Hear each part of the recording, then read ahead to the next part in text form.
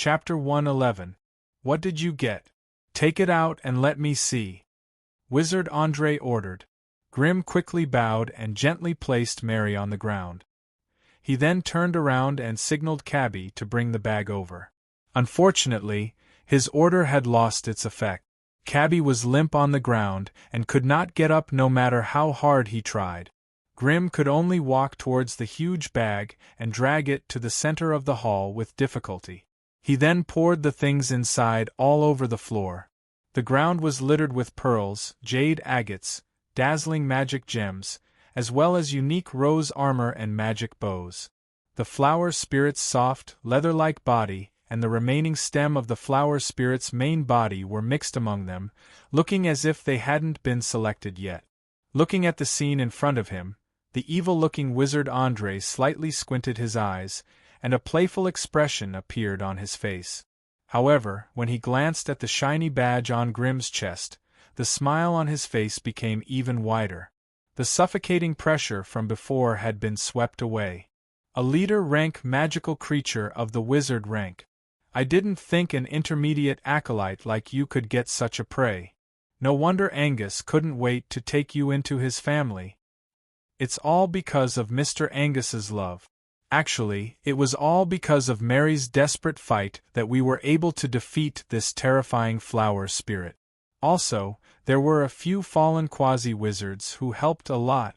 Grim's face immediately showed an indescribable excitement.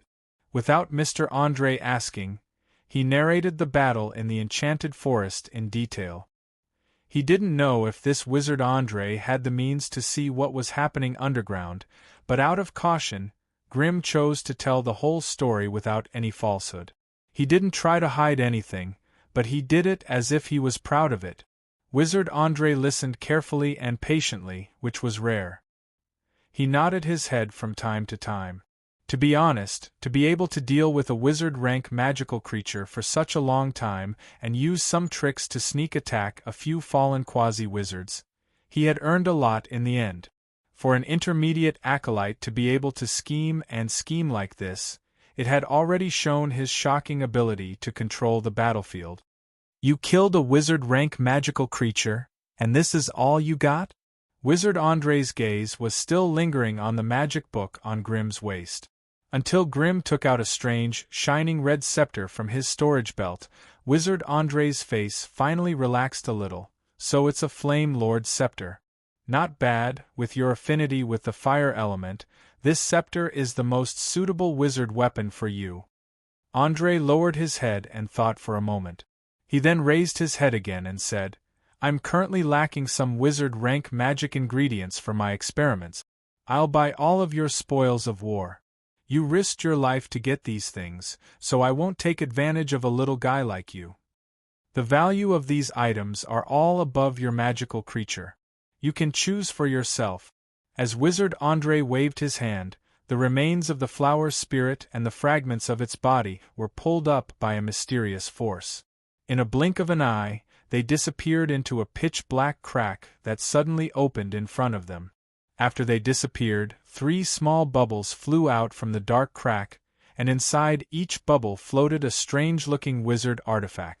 One was a palm-sized thin neck flask. Inside it was a light blue mysterious potion. One was a pair of red wings with a cold metallic luster. A special fluorescent light was constantly circulating around it. The last one was a token. The patterns on it were complicated and mysterious. Abel couldn't figure out what it was used for. The value of these 3 items is no higher than the remains of your magical creature. The first one is the Beginner Wisdom Potion. With your current power of the will, it can increase your power of the will by 3 points without any damage. The second one is the Wings of a Wizard-rank Flamingo. All you need to do is a simple transplant, and you will have the power to fly in the sky. The third one is a travel token. With it, you can go to the dark red world once and increase your affinity with the fire element. Grim's body suddenly trembled. His eyes widened as he greedily looked at the 3 strange objects floating in the bubbles. A ferocious beast in his heart was crazily clamoring for him to take all of them into his arms. Grim clenched his fists tightly and used a lot of strength to suppress the restlessness in his heart. He raised his head and asked with difficulty, "Honorable Mr. Andre, can I only choose one?" "Of course you can only choose one. The value of your magical creature is only enough for you to choose one." Grim's eyes were bloodshot as he stared at the items in front of him. His brain was racing. Although the beginner wisdom potion was good, it was only useful for acolytes who were below wizard rank. It was too wasteful to use it to increase the power of the will. Its biggest use was to enlighten people with wisdom. Not everyone on the wizard continent was suitable to study witchcraft the moment they were born. Even the union of two official wizards could give birth to a normal child who was completely immune to witchcraft. At this time, the beginner wisdom potion showed its great power. It could directly promote an ordinary child to the most basic sorcerer apprentice. This was where its greatest value lay. The flamingo wing was not a bad supplementary mana organ, and the most amazing thing was that it was the least polluting the bloodline of the body. With it, Grim would be able to fly in the sky in advance. Also, the transplanted magic organ was usually a small bloodline imprint on the body. There was no difference from the outside. Only when he chanted a simple incantation would the magic organ be activated, and a pair of magic wings would appear on his back. This was a good choice for him, be it chasing an enemy or escaping quickly. However, after Grim gritted his teeth and hesitated, he finally reached for the third bubble. Although the first two were rare and precious, as long as he was willing to spend magic crystals, he could still buy them in the market. However, the third one could increase his affinity with fire, which was hard to find in the outside world. The bubble burst, and a cold metal token fell into Grim's hand. "Good, very good. The deal is done. You can leave now. As for how to use this token, you can ask Angus." Andre waved his hand, and Grim felt the world spin around him. When he regained his composure, he found himself in his room on the second floor. Beside him was the sleeping Mary, who was struggling to get up from the ground. The cloth bag was opened and the floor was filled with gems. The rose armor, the magic bow, and the Flame Lord's scepter were all there. Not a single one was missing. They were all quietly glowing on the floor. It seemed like these things were not enough to catch the attention of a grade 2 magus. My worries were for nothing.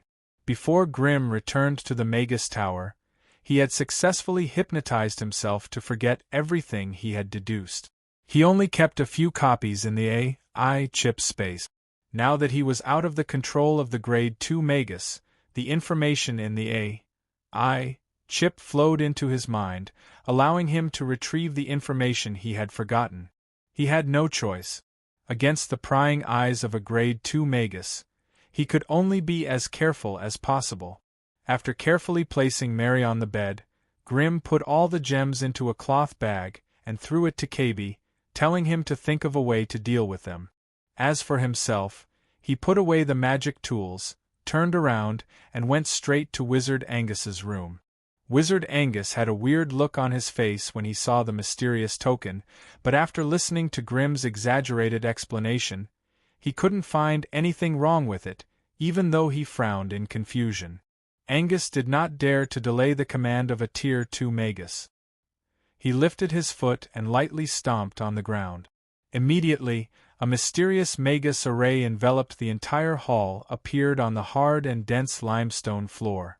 "Insert the token into the center of the spell circle," Angus ordered in a low voice. Only then did Grim notice that there was a circular gap in the center of the spell circle formed by pure elemental energy. Judging from its size, it matched the bottom of the mysterious token. After seeing Grim insert the token, Angus slowly activated the spell circle and said in a low voice, "The place you're going to is the Crimson World. It's a small space that the Magus Tower opened up in the underground lava volcano. It's more suitable for people with an affinity for fire to train there. After you go in, don't do anything else. There are many magic puppets guarding the place and, in short, just listen to her."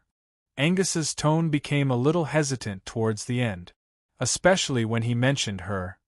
His face was mixed with two strange expressions of envy and hatred at the same time. This made Grimm's heart skip a beat. Could it be that there was something strange in there? However, before he could ask any more questions, the spell circle had already been activated. Grimm once again experienced an intense dizziness. Everything in front of him was stretched and turned into a blur. The entire space was stretched and flattened, like a ball of dough that could be kneaded at will. It made him lose all ability to sense the outside world. He did not know how much time had passed. The AI chip's feedback was 5 seconds, but Grimm's perception took as long as a day. When the dizziness finally disappeared, Grimm's eyes rolled back as he rushed out of the spell circle, kneeling on the ground and retching. He had never hated this kind of simple teleportation so much. He did not have the spiritual force of an official magus, and without the protection of the spell circle, he could not resist the invasion of the power of space. However, just as he was cursing in his dizziness, a pair of slender, soft, and beautiful legs suddenly appeared in front of him. Then, a seductive and flirtatious female voice sounded in his ears. "Hey, why is it a handsome young man this time? I thought that old man Angus was finally willing to see me. What's your name, handsome guy?" Chapter 112. She was a graceful beauty with a teasing smile on her red lips. Her pure white skin was tender and smooth, and there were some faint purple spots scattered on it. Her sexy and fiery body was the epitome of a peerless stunner. A pair of curved horns protruded from her forehead, and her long purple hair flowed down her back. Her long and charming eyes were filled with dangerous fiery lust, causing all men in the world to fall into a trance the moment they laid eyes on her. On its back was a pair of broad and clearly articulated bat wings, and on the joints of the wings, one could even see sharp blade-like claws. Behind her was a flat and long bony tail that flickered with a metallic luster, giving off a taboo and dangerous feeling. She wore an exquisite silk gown and a studded leather belt. She played leisurely with a long whip made of fine gold thorns that gave off sparks. Demonic horns, fiery red lips, as well as her trademark bat wings, long tail, and hoof. This was an abyssal creature that should not have appeared in the prime material plane, a succubus. The moment he saw the succubus, Grimm's thoughts almost froze. In a daze, he almost thought that the teleportation had sent him into the terrifying abyss world.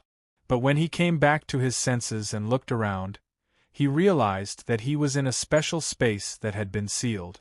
What appeared in front of Grimm was a vast and deep lava hall. Nearly half of the space in the hall was occupied by a huge lava pool. Inside the pool, there was semi-molten magma and magma rocks that were red to the point of being almost white.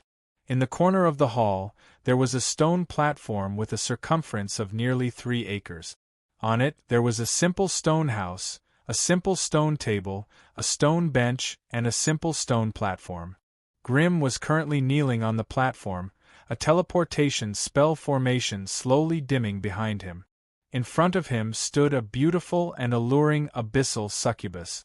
With Grimm's knowledge, he could roughly understand the layout of this place with a single glance. Damn, what a bullsh *T crimson world. It was just a small living space that had been opened up in the depths of a lava volcano. The reason why those old perverts opened up this space was definitely not for the research of witchcraft. Instead, it was purely for the sake of settling down the alluring abyssal succubus before them. One had to know that abyssal succubi were native creatures of the lower plane of the abyss.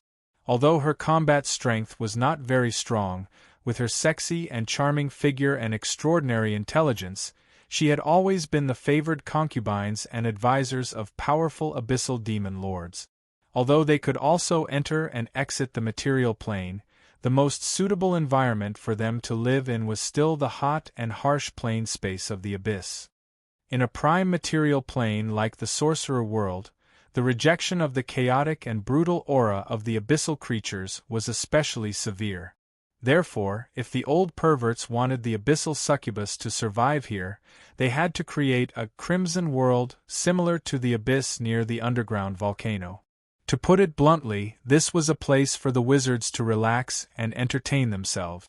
Judging from this abyssal succubus tone, it seemed that she wasn't someone's exclusive concubine, but rather Grimm shuddered and hurriedly stopped himself from thinking any further.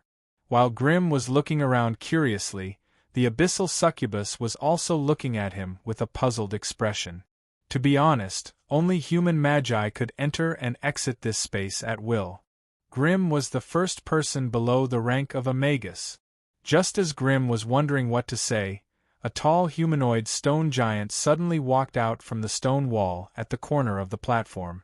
A low, muffled voice came from the honeycomb-like holes on its head. "Outsider, according to the message from the Master, you only have 2 hours to stay here. Please do not do anything that will endanger the stability of this space, or else you will be killed." After saying this, the humanoid stone giant took a step back and merged into the stone wall behind him. From the outside, no one could tell that there was anything special about it. A magus rank wizard puppet. Grimm only needed one look to determine the strength of this humanoid stone giant. With such strength, a single voodoo puppet could easily kill Grimm in such a small space. Even if he summoned all of his magic puppets, it would be useless. There was no space for him to dodge or escape. It was only then that Grimm realized the unique environment here. The hot and dry air made it difficult for him to breathe. It was as if his lungs were on fire, and every breath he took was boiling hot air. Although Grimm had an affinity with fire, his entire body was moved by the rich and active fire elemental particles in the spiritual space. However, his weak body could not bear all this, and there were signs of it collapsing. Grimm couldn't be bothered with the succubus beside him. He sat cross-legged on the ground and began to cultivate his body of flame. If an elemental magus wanted to maximize the power of their elemental spells, they had to modify their own bodies. Elemental conversion was a necessary process. This process was extremely slow and it consumed a lot of resources. Not only did they have to eat the meat of fire magic beasts, they had to slowly and gently stimulate their bodies to adapt to the increasingly dense fire elemental particles. Therefore, the body of flame was only the first step in modifying the fire elemental particles. Only after completing the body of flame would Grimm have the ability to meditate in special environments with dense fire elemental particles. Otherwise, even though his innate ability welcomed the dense fire elemental particles, his body would not be able to support the entire training process. Grimm closed his eyes and entered deep meditation. The fire elemental particles that he had to constantly capture with his spiritual tentacles were now rushing into his spiritual space like a flood. The changes that occurred in the spiritual space were now visible to the naked eye due to the density of the fire elemental particles. Countless tiny red dots of light encircled Grimm's body and continuously entered his body. They seeped into his bones, flesh and blood, and even into his spiritual source. However, this process was not only beneficial. As the countless fire elemental particles entered his body, they accumulated in his flesh, bones, tendons, and organs. The fire elemental particles that could not be absorbed in time fully displayed their active, unstable, and destructive characteristics, and began to corrode Grimm's body. From afar, Grimm's body seemed to have been ignited by an invisible furnace, and his skin turned red. Beads of sweat had just formed, but before they could roll on his skin, they were evaporated. Grimm's breathing became heavier and heavier, and even the air he breathed had turned into a scorching stream of flames. Grimm's clothes that lacked the protection of magic began to burn, and he was wrapped in a huge ball of flames. However, these flames that lacked extraordinary power could not harm Grimm, and instead made him look even more mysterious. Although Grimm's mind was immersed in deep meditation, he still frowned, and his consciousness slowly withdrew from the spiritual space. His body was too weak, and he could not support this level of fire elemental training. Normally, he could maintain a deep meditation for 3 hours, but he was forced to withdraw in less than a quarter of an hour. When he regained consciousness, his scorching hot body transmitted two completely opposite logical judgments at the same time. The spiritual space that was dominated by his fire elemental innate talent was unprecedentedly strong and nourished. The surging fire elemental energy was practically endless, and it was extremely beneficial to him. But on the other hand, his body that was constantly being corroded by the fire elemental energy was howling in pain. While it was being tempered, it was also weakening and becoming brittle. The corner of Grimm's mouth twitched. Could it be that this was the end of the rare underground lava training? The mysterious token had disappeared after he was teleported in, so it was obvious that it could only be used once. If he was forced to leave this place now, he would not have the chance to come back in the future. If not for the special geographical environment here, it would be extremely difficult for him to find a similar training space. Chip, is there a way to solve my current predicament? Beep, Flaming Lord's Scepter, the AI. Chip's reply was simple and clear. Grimm slapped his head and scolded himself for being stupid.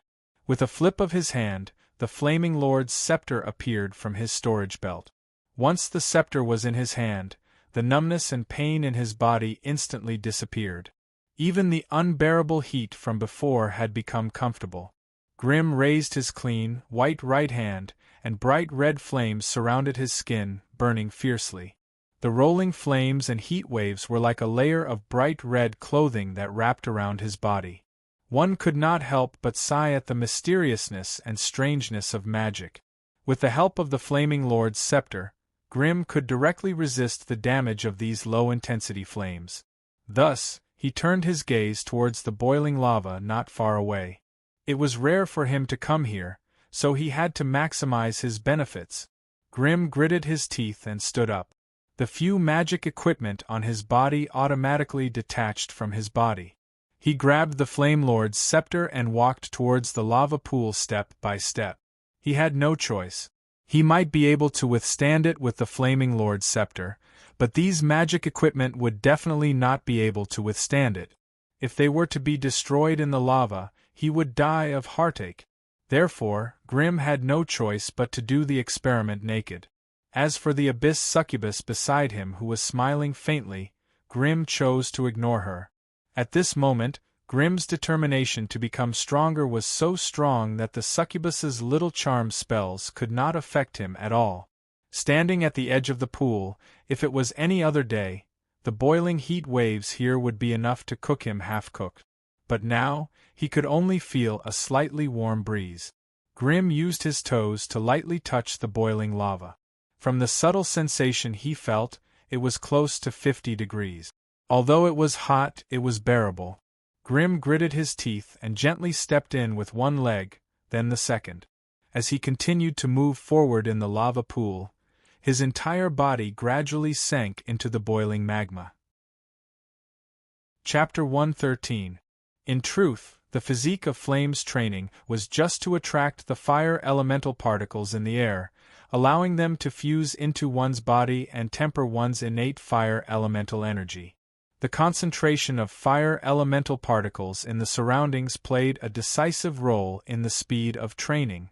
If Grimm was thrown into a damp and cold environment like the Swamp Tower, his training speed would be slowed down by more than 10 times.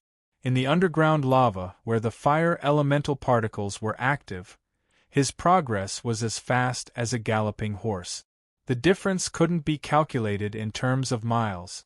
Countless fire elemental particles mixed with the mysterious lava flowed into Grimm's body, solidifying his flesh, tempering his bones, and strengthening his tendons.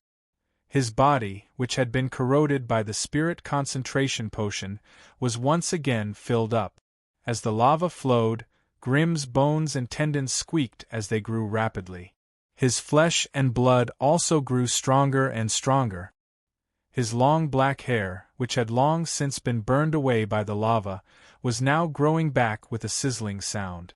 However, it had turned into a dark red that flickered with a magical luster. In Grimm's mind, data regarding his body's movements was being displayed at a rapid pace. Before he could see the lines of green words clearly, they were drowned out by the AI chip's prompts. Beep. Detected the entry of an abnormal substance from the outside world. Increased vitality by 0.01 points. Beep. Spiritual force detected the entry of fire elemental energy from the outside world. Increased vitality by 0.01 points. Beep. Detected the entry of an abnormal substance from the outside world. Increased vitality by 0.01 points. Two different prompts appeared, intertwining with each other. Every now and then, there would be a notification about the success of the Physique of Flames training. Beep. Physical body and spiritual force have reached the minimum requirements of the Physique of Flames training. Current progress. 1%. When Grimm stepped through the threshold of the Physique of Flames training, the temperature of the lava, which was already his limit, suddenly dropped, allowing him to continue. Grimm's mind wavered, and he could not help but take another step forward, allowing himself to remain at the edge of that bitter and torturous limit. Beep. Physique of Flame has been further strengthened. Current progress is at 2%. Grimm endured the excruciating pain of his limbs and flesh being tempered. Only by looking at the AI chip's prompts that he could feel a surge of emotion in his heart, making the pain less unbearable. With the strengthening of the host of flame, Grimm's tolerance for the high temperature of the lava also increased. Step by step, he went deeper into the lava pool.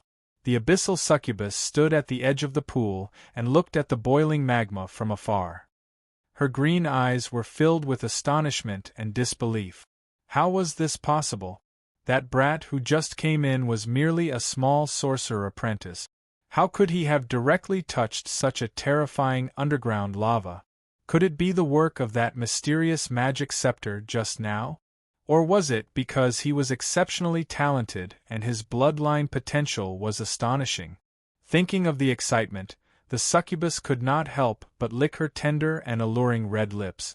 A torrent of emotions rose in her heart, and even her originally slender and charming eyes became even more watery. Although she was an abyssal succubus, she was also known as a fire-type magical creature. However, in the face of such a high level of lava, she only dared to play with the flames at the edge of the pool.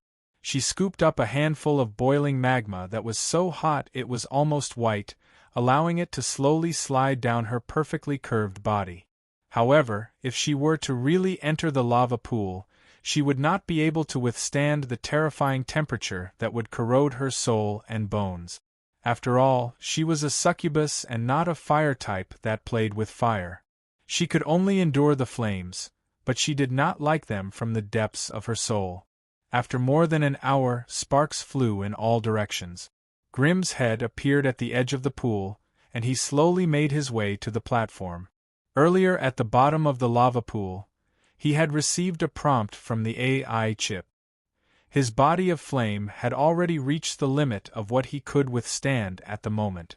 Even his body, which had been tempered, was faintly showing signs of weakening. Hence, he could only slowly withdraw from the lava pool, preparing to let his body, which was at its limit, cool down. If Grimm was said to be a skinny and immature 16-year-old youth when he first came here, he now had an imposing and sturdy body that would make anyone envious. In just a short hour of tempering, he had grown to a height of 2 meters. His sturdy body was covered with bulging muscles. Coupled with his dark red long hair that hung loosely on his back, he exuded a strange demonic charm. Standing in the boiling lava that reached his waist, the AI chip in Grimm's mind finally updated his body stat. Grimm, high-ranked acolyte strength 7, 12, agility 7, 35, vitality 9, 17, spiritual force. Unknowingly, Grimm had grown to become a high-ranked acolyte that he could only look up to in the past. His physique and strength had finally crossed the threshold of 5 points and matched his spirit level. Grimm clenched his fists. For the first time, he felt that his body was filled with tyrannical power that he didn't need to use up. The surging fire source energy in his body continuously collided, making him eager to smash something to vent his anger. Grim looked down at the Flame Lord's scepter in his left hand, and could not help but sigh at his heaven-defying luck. If he did not have this scepter today, he would at most be able to meditate by the side of the lava pool. If he wanted to reach the beginner level of Host of Flame, it would be impossible without at least half a month of hard work. However, it was precisely because of this that Grim had intermediate fire resistance, which allowed him to resist fire damage from the boiling lava. It was also because of this that he could improve by leaps and bounds, as if he was riding on a rocket. Otherwise, he would have to thank the heavens if he could increase his spiritual force by even 1 point. Just as he was immersed in the new data of his body, a warm and soft body suddenly pressed against his back and slowly slid down. At the same time, a sweet and alluring voice sounded in his ear. "Little handsome, I didn't expect your body to become so strong and alluring after not seeing you for a while. What, do you want me to accompany you in a lava bath?" Following that, 2 fair and tender arms reached out from his back and slowly wriggled on his muscular chest. For a moment Grim's brain was filled with the wonderful sensation of soft and smooth skin. In the invisible lava pool, she wrapped her snake-like bony tail around Grim's thick thigh, using the contrast between rough bones and tender skin to further provoke the anger of the young man in front of her. Demon creatures like the Abyss succubi had no concept of chastity or dignity. In the Abyss world, where the strong preyed on the weak, the only thing they pursued was the power to destroy everything. It was also the only direction of the will of the Abyss. Succubi, on the other hand, did not have strong physiques or powerful spells, so attaching themselves to the strong was their only means of survival. The material world was not suitable for them to live in, but they still stubbornly wanted to enter it for the blood and souls of the strong. The human sorcerers of the prime material plane had summoned them to their own plane and imprisoned them for their mesmerizing bodies and insanely erotic technique. Even though they knew this, they still came here without hesitation. It was all because of their confidence and pride in their bodies. Once she interacted with a magus for a long time, she would naturally have a way to make the other party fall in love with her. At that time, not only would she obtain a huge fortune, but she could also devour the other party's body and bring the soul of a human powerhouse back to the Abyss world. For the will of the Abyss, any act of pulling the soul of a powerhouse from the prime material plane into the Abyss world was worthy of praise. If the Abyss succubi could not rely on killing to improve themselves, it was worth it to smuggle the souls of powerhouses. Only through this method would she have the chance to grow into a high-grade pleasure devil, an advanced form of succubus. It had to be said that the succubi's seduction technique was effective. Almost in an instant, Grim's face flushed red. But at the same time as the succubus succeeded, she also failed. The humanoid stone giant hidden in the stone wall had revealed itself once again. "Time's up. Outsider, you must leave immediately, or you will be attacked by all the lava guards. The countdown begins now. 10, 9. Damn, time's up." A strong sense of danger pulled Grim out of his fantasies. He shook off the succubus wrapped around him and sprinted to the scattered magic equipment, hurriedly putting them away. When he hurried to the teleportation spell formation, he saw the Abyss succubus in a rage in the lava pool.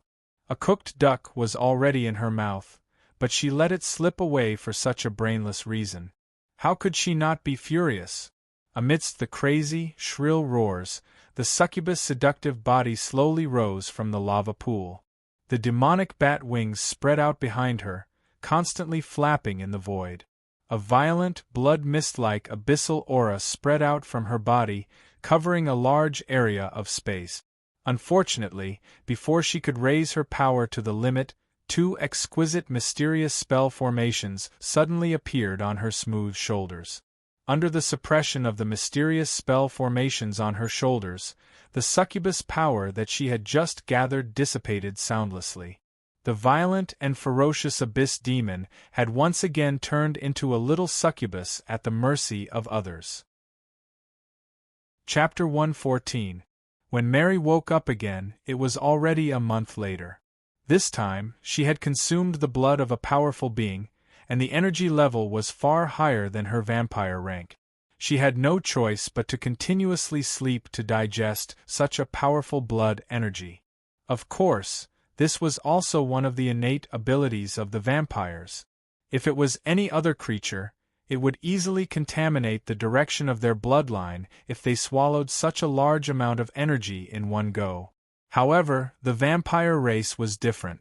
No matter how much energy they swallowed, after digesting it, it would all become nourishment for their vampire bloodline, and there would never be a situation where their bloodline would be contaminated. However, this evolution was obviously different from the past. When Mary woke up from her deep sleep, she even felt that she was about to die of hunger. She could not help but turn pale with fright. In the past, when she needed to sleep after swallowing blood energy, the biggest feeling she had when she woke up was the feeling of fullness and satisfaction in her bloodline. But today, for some reason, after swallowing all the blood of a wizard-level monster leader, the moment she woke up, she actually felt hungry again, and it was the kind of hunger that rumbled in her stomach. This feeling came from the deepest part of her bloodline. It was as if this evolution, the speed of her bloodline evolution, was even faster and more sudden than the evolution of her physical attributes. Could it be that the blood of the flower spirit had hidden factors that could promote the evolution of bloodline? With a deep question, Mary licked her lips and opened her eyes. This was not her room. There was someone in the room.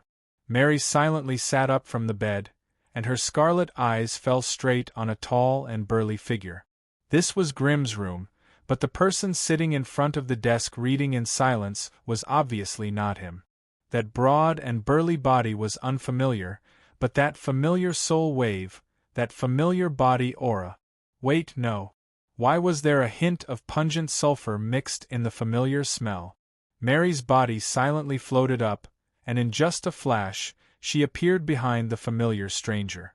The nails on her hands quickly grew and became strangely sharp as blood flashed. Her scarlet eyes stared at the neck of the stranger, which was right in front of her, and she could bite it at any time. A series of crisp sounds rang out. 2 items that were originally on Mary's body fell to the ground along with her movement, emitting a crisp sound. Hearing the sound, the burly figure turned around. The moment he saw Mary, his face lit up with joy.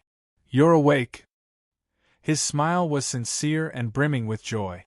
Mary stopped her attack.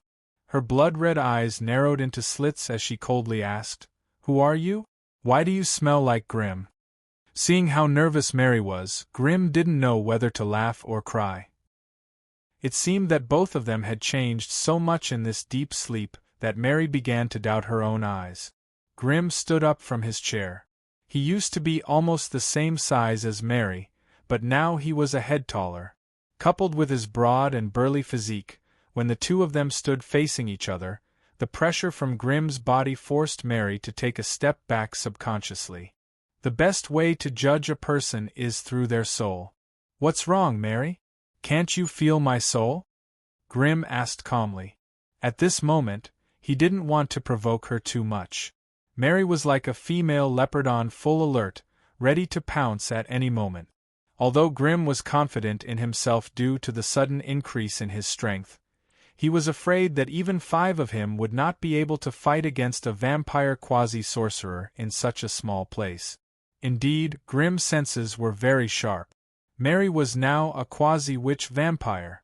According to the classification of vampires in books, Mary should have a noble title by now.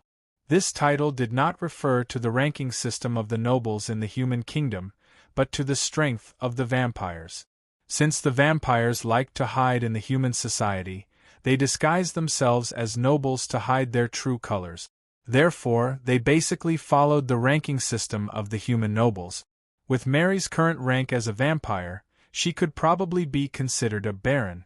Vampire, Knight, Baron, Viscount, Earl, Marquis, Duke, Grand Duke, Prince. This series was the ranking system of the vampires. However, the rank of the bloodline and the strength were sometimes not directly proportional. For example, Mary's vampire bloodline was a baron, but her strength was a quasi-wizard.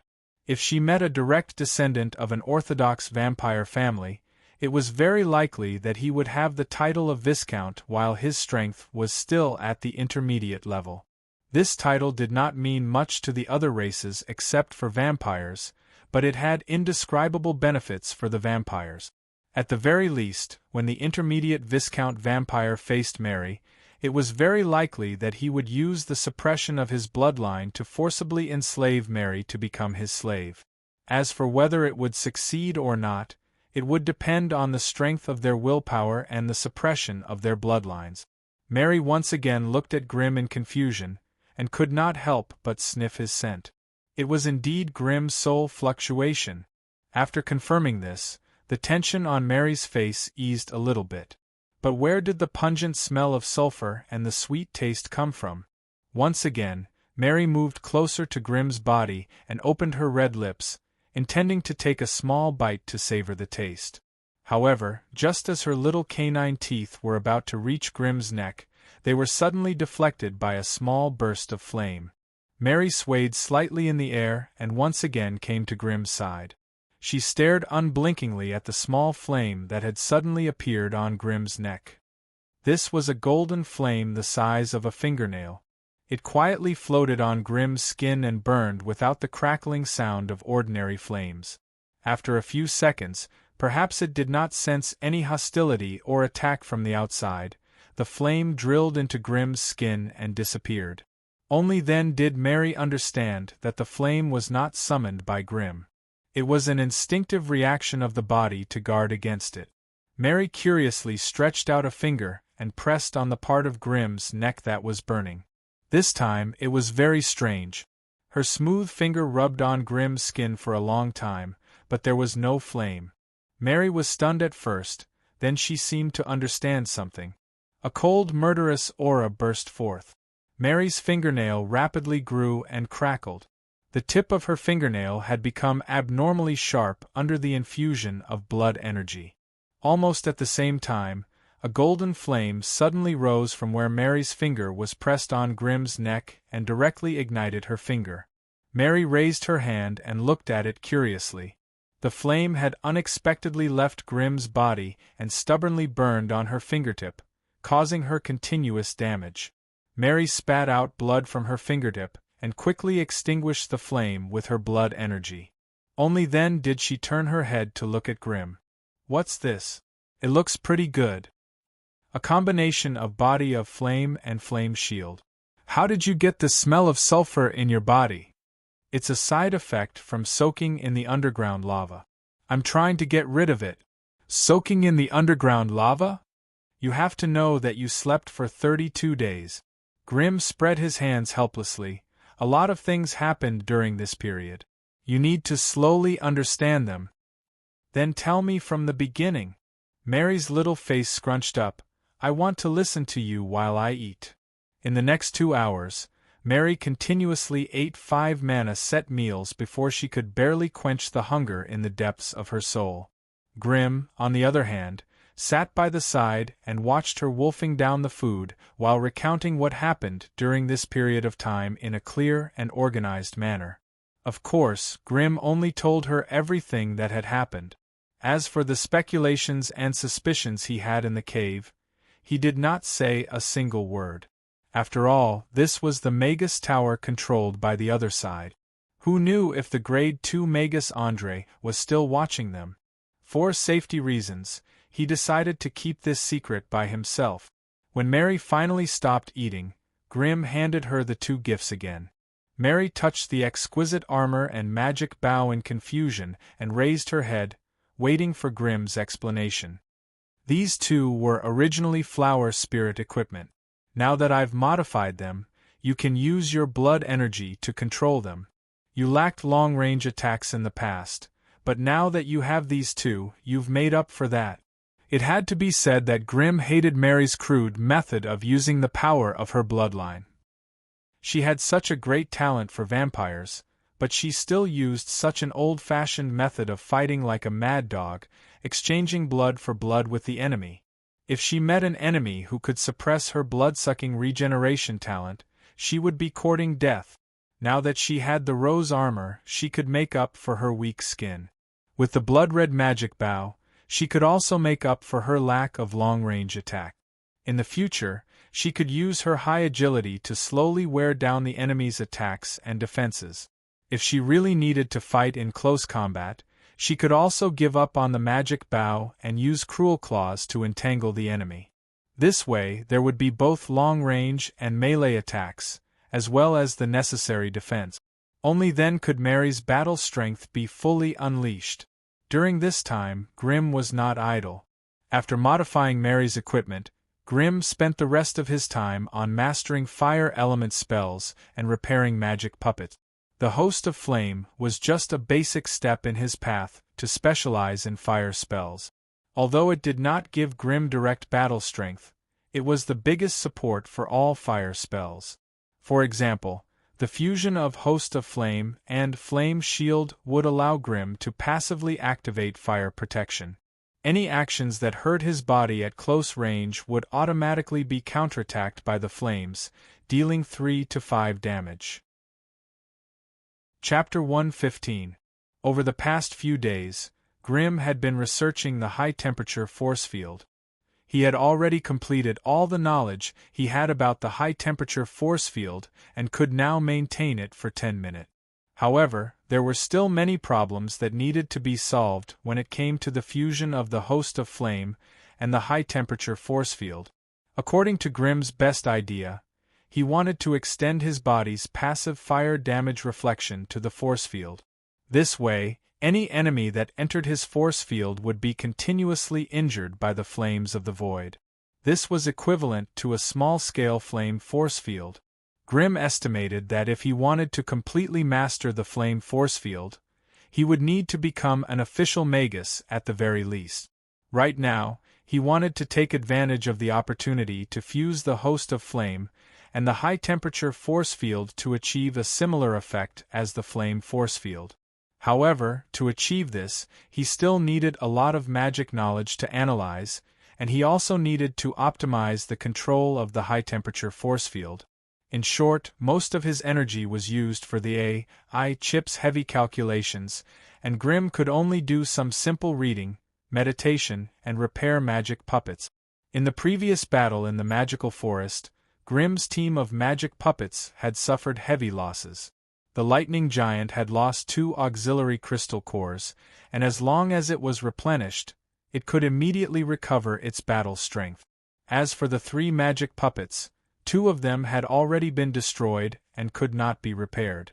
Hence, during this period of time, apart from hiding in his residence to research related spells, Grim spent the rest of his time in the alchemy laboratory. The magic gems seized from the underground had been successfully exchanged for a large number of magic crystals and suitable witchcraft equipment for Grim through Cabby's enthusiastic promotion.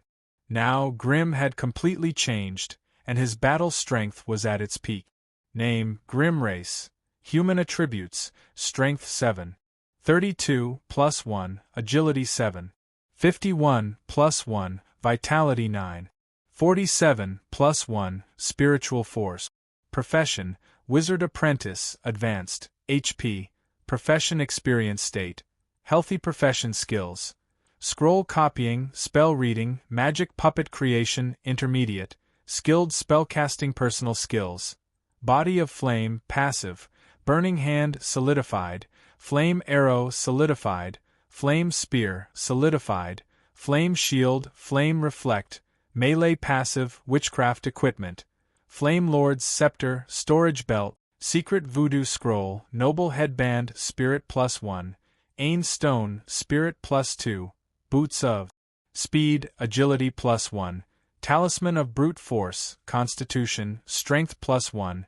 Dispel Wand, Healing Wand, Prophecy Wand, Green Fairy, Curse Resistance +5. Screaming branch. After throwing out a large number of magical crystals, Grim finally experienced the huge difference in strength between him and Linley. Among the gems brought back from the underground was the Star of Elun. After being cut and processed by a gem master, he obtained a +2 mental strength stone. Coupled with the noble headband that gave +1 spirit, although Grim's current spirit was only 16 points, he could already display a terrifying combat power of 19 points. This meant that if Grim went all out, he would be able to control 6 rock python manticores or 2 lightning giants and 1 rock python manticores at the same time. However, creating a lightning giant required the core of a quasi-wizard storm giant, which was a forbidden item that could only be found by chance. Therefore, Cabby almost went to all the merchant guilds around the wizard tower, but he could not find a second one. During this time, Cabby's name had become famous in the middle and lower levels of the wizard tower. Almost all the wizard families and merchant guilds knew of his existence. In the Dark Crypt, almost all the high-end materials and resources were monopolized by the wizard families and merchant guild. They bought almost all the specialties of the Dark Crypt on the market and sold them to other regions, making the most money through the price difference between regions. Although other ordinary merchant guilds and wandering merchants wanted to do the same, they did not have such strong financial strength and connections to the entire wizard continent, so they could not compete with them. Cabby only needed to sell a night ice stone and a water jade to quickly win the hearts of these small merchant guilds and wandering merchants. Perhaps he had received a warning from the power behind him, but Cabby's act of selling high-grade materials and resources without them was not stopped by them. This further solidified Cabby's mysterious and powerful image. Most of the mysterious equipment that Grim needed were obtained from these wandering merchants. Grim had a clear understanding of his own strength. Most of his power was now concentrated on his magic manticores. At least, before he completed the structure of his fire spells, he could only rely on the magic manticores to maintain a strong attack power. He did not need to worry about his attack power, so Grim shifted the focus of his research on fire spells to defense. Whether it was the flame shield, body of flame, or high-temperature field, these were all defensive fire spells. As long as he did not encounter a powerful wizard, even a quasi-wizard would find it difficult to break through his layers of defense under the siege of so many magic manticores. However, there were many types of spells, and many low-grade spells were invisible and hard to defend against. Therefore, in order to prevent himself from failing miserably, Grim frantically bought some high-quality magic wands and wands. The Dispel wand could remove some negative effects on his body, such as poisoning, slowing, freezing, and paralysis. The Heal wand could heal some obvious physical injuries. The Prophecy wand could predict the direction of danger in advance. If it was not for the fact that Dagon was not an area with abundant resources, Grim planned to prepare a set of preventive or healing methods for all possible attacks in the Dark Crypt. Preparedness averts peril. This was Grim's unwavering creed in life. With such equipment, Grim was confident that he could even fight against a quasi-wizard.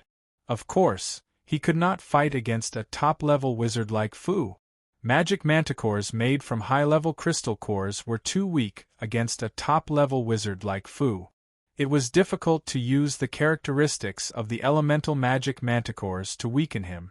If Grim really wanted to fight against Fu, he would need to upgrade his magic manticores to the quasi-wizard level and have 2 lightning giants as his main fighting force. Therefore, with his current power, although Grim could threaten Fu, he still did not have the confidence to win. As for those below Fu, Grim was not arrogant. If it was a fair fight, no wizard apprentice would be a match for him. However, seeing that his power was steadily increasing, Grim did not dare to step into the Dark Crypt again. It was because of the battle in the Enchanted Forest, where one quasi-wizard was killed and another was seriously injured. Blissful City had already issued a kill order for Grim. If he dared to step into the Dark Crypt, Blissful City would kill him at all costs. This also meant that there was a high chance that there would be a fallen wizard among the people who would try to kill him. Therefore, after hearing this news from Wizard Angus, Grim was completely speechless. He could only shut himself up and never step out of the wizard tower again. Although in this area, the sorcerers of the surface occupied an advantageous position, when the fallen sorcerers hardened their hearts and wanted to kill a sorcerer apprentice, there were naturally thousands of ways to do so. Therefore, after Grim offered a few of his most precious gems to Angus, he was finally exempted from the forced labor and training camp missions. He could now hide in the wizard tower until the end of the forced mission. After all, this Wizard Angus was the appraiser for their compulsory trial mission. Grim and Merry could hide and relax, but the rest of the team members who came with them were miserable. After 2 senior apprentices died and Grim and Merry left, the remaining team members wanted to recruit some temporary teammates to help them complete the mission. Unfortunately, they could not find anyone. Left with no choice, they could only form a team and run around the 5 mission points day and night. Each mission period was 15 days long, and they needed 11 to 12 days to be able to complete all 5 mission points. Not even 2 or 3 days had passed since they went back and the next mission came. Especially after the fall of the Quasi-Wizard, Elysium City's attacks on the surface had become more frequent. Almost every day, their team of 6 would be ambushed or plotted against. If it were not for the strength of the 3 quasi-wizards, they would not have been able to resist such a cycle of terrorist attack. But after such a high-intensity battlefield and witchcraft attack, the strength of the 6 members of the team had also increased by leaps and bounds. Compared to when they had first arrived here a few months ago, their levels had not changed, but their true battle prowess had doubled. Especially Sabrina, who was the leader. She had a faint murderous aura and fierceness like Kevin the Black Hand when they first met. Grim and Merry had also met the team members who had returned from a mission in the Wizard Tower. The hostility between them had reached a point where there was no need to hide it. Although they had heard that Grim had displayed astonishing battle prowess here and had once defeated a prospective sorcerer who was about to advance to a bloodline sorcerer, they were confident that their battle prowess had greatly increased after training in the underground world. As a result, sparks almost broke out when they met. The place where they met was in front of Wizard Angus's residence. Grim and Merry had come to ask some questions about witchcraft, while the team had just finished an underground trial and came to exchange their mission items. A few members of the team who had suffered a lot glared at them. Only the team leader, Sabrina, smiled and greeted Grim and Merry. After the 2 disappeared, Sabrina still looked in the direction where they disappeared for a long time, thinking about something. "What's wrong, leader? Why do you still care about those 2 bastards? If they didn't quit halfway, our trial mission would not have become so difficult." The Thunder Quasi-Wizard, Leo, came over and whispered.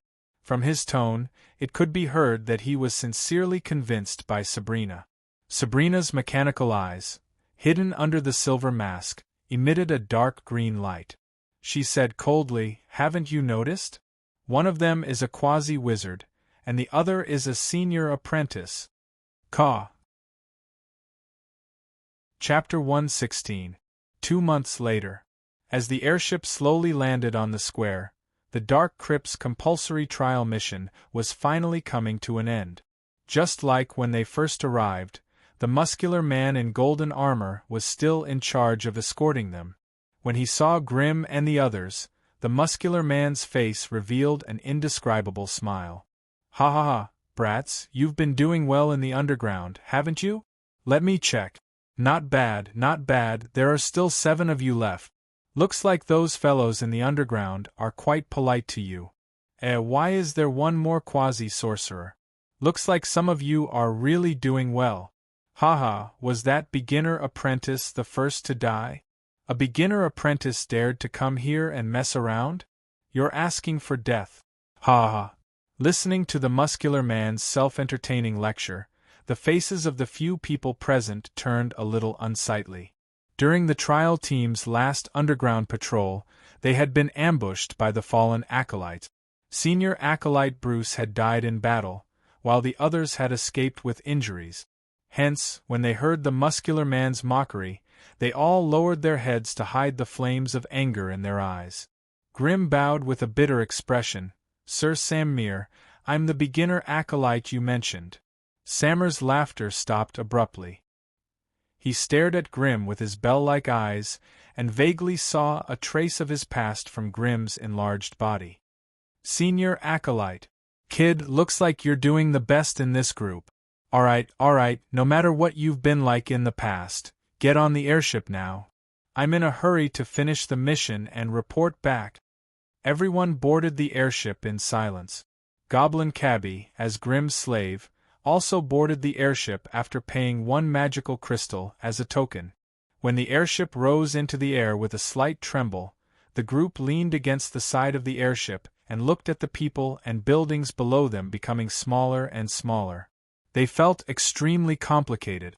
They were like birds that had suddenly escaped from their cages, and their mood suddenly relaxed. Those who were familiar with them even gathered together and laughed happily. However, the huge gap between the teams was still there. The team of 7 was divided into 2 distinct groups. Before leaving the Dark Crypt Wizard Tower, Grim ordered Cabby to sell off all the magic gems and materials that he could not use for the time being. He worked hard to purchase large amounts of magical beast ingredients, as well as all the magic knowledge and elemental crystal cores that he could gather. He knew very well that compared to this place, the conditions in the Swamp Tower were so shabby that it could be considered a barren land. Once he returned, there would be no more mana set meal, no more apprentice market, and no more merchant guilds with many resources. At that time, he would have to rely on himself for everything. The large amount of resources and supplies he had bought filled his storage belt to the brim. In order to bring them back, Grim had even bought 5 to 6 pouches in one go. However, despite this being the case, there were still quite a few materials that couldn't be stored. Because of this, Elite Cabby simply placed them in a large bag and carried them on his back, not willing to throw them away no matter where he went. The airship was flying in the sky, and it was in the middle of a well-developed human settlement, so its flying speed was extremely fast. When they came here, the Dark Crypt was the last stop, but when they returned, they became the first stop. Hence, as the airship passed by one mission point after another in different regions, more and more acolytes began to board the ship. Compared to the high spirits they had when they first arrived, it was obvious that the acolytes who had gone through hardships had lost their edges and corners, becoming much more reserved and reserved. However, when the number of people on the ship exceeded 100, it was inevitable that it would become lively. The ones who walked around the deck of the airship and called out to their friends the most were, of course, the high-ranked acolytes. Although the middle-ranked acolytes were the most numerous, most of the time they could only serve as supporting characters. However, the real stars of the circle of acolytes were still the quasi-sorcerers. After this experience, these quasi-sorcerers would definitely become the future hope of their families when they returned. Hence, they wanted to take advantage of this rare gathering to come into contact with their competitors of the same rank. A quasi-sorcerer only had eyes for another quasi-sorcerer. When the airship passed through the Dagon and Bracata regions, the number of quasi-sorcerers gathered on the airship had reached 10, including the newly advanced blood element quasi-sorcerer Mary and the demonic insect in tech. Yes, unfortunately, the demonic insect in tech had also successfully advanced to a quasi-sorcerer in this trial. Perhaps he was very satisfied with his progress, but when he boarded the airship at the Bracata mission point, he did not cover his face with a hood like he usually did. Compared to before, his face had become even uglier. The muscles on his face were dark, and a ring of strange small eyes had appeared around his purple pupils. When all the eyes blinked at the same time, they were so densely packed that it was rather terrifying. His mouth had now been replaced by the mouth of a beetle-like lotus petal. When his black lips opened and moved, One could even see the scarlet flesh cavity and green saliva within. It was obvious that the demonic insect in Tech was changing his body more and more deeply. Now, he could practically be called a half-insect. Although he was not interested in completely abandoning his human body, Grimm still had to admit that this demonic insect in Tech was the most ruthless and cruel acolyte he had ever seen. His great strength had also given in Tech great confidence, so he did not need to care about what others thought of him. This could be seen from the way he arrogantly boarded the airship. However, when his purple compound eyes swept across the bustling crowd and landed on Mary and Grimm, the few high-ranking acolytes following behind him actually felt a trace of seriousness and anger from their fearless boss. When they followed their boss' gaze and saw the proud and isolated Mary in a red dress and red armor with a red bow on her back, all of their faces revealed expressions of shock and intoxication. However, when they sensed the deep and powerful spiritual undulations from Mary's body, they were all shocked at the same time. They hurriedly put away their lecherous looks and bowed slightly towards Mary to show their respect. Such a beautiful and cold beauty was actually a quasi-sorcerer. The acolytes could not help but sigh inwardly at the bias of the world will. Intek coldly stared at Mary for a long time before pulling up his hood to cover his face again and silently walking to the side. Throughout the entire process, his gaze did not even linger on Grimm. "Looks like we'll have to fight when we get back." This Intek seems to have gained quite a lot as well.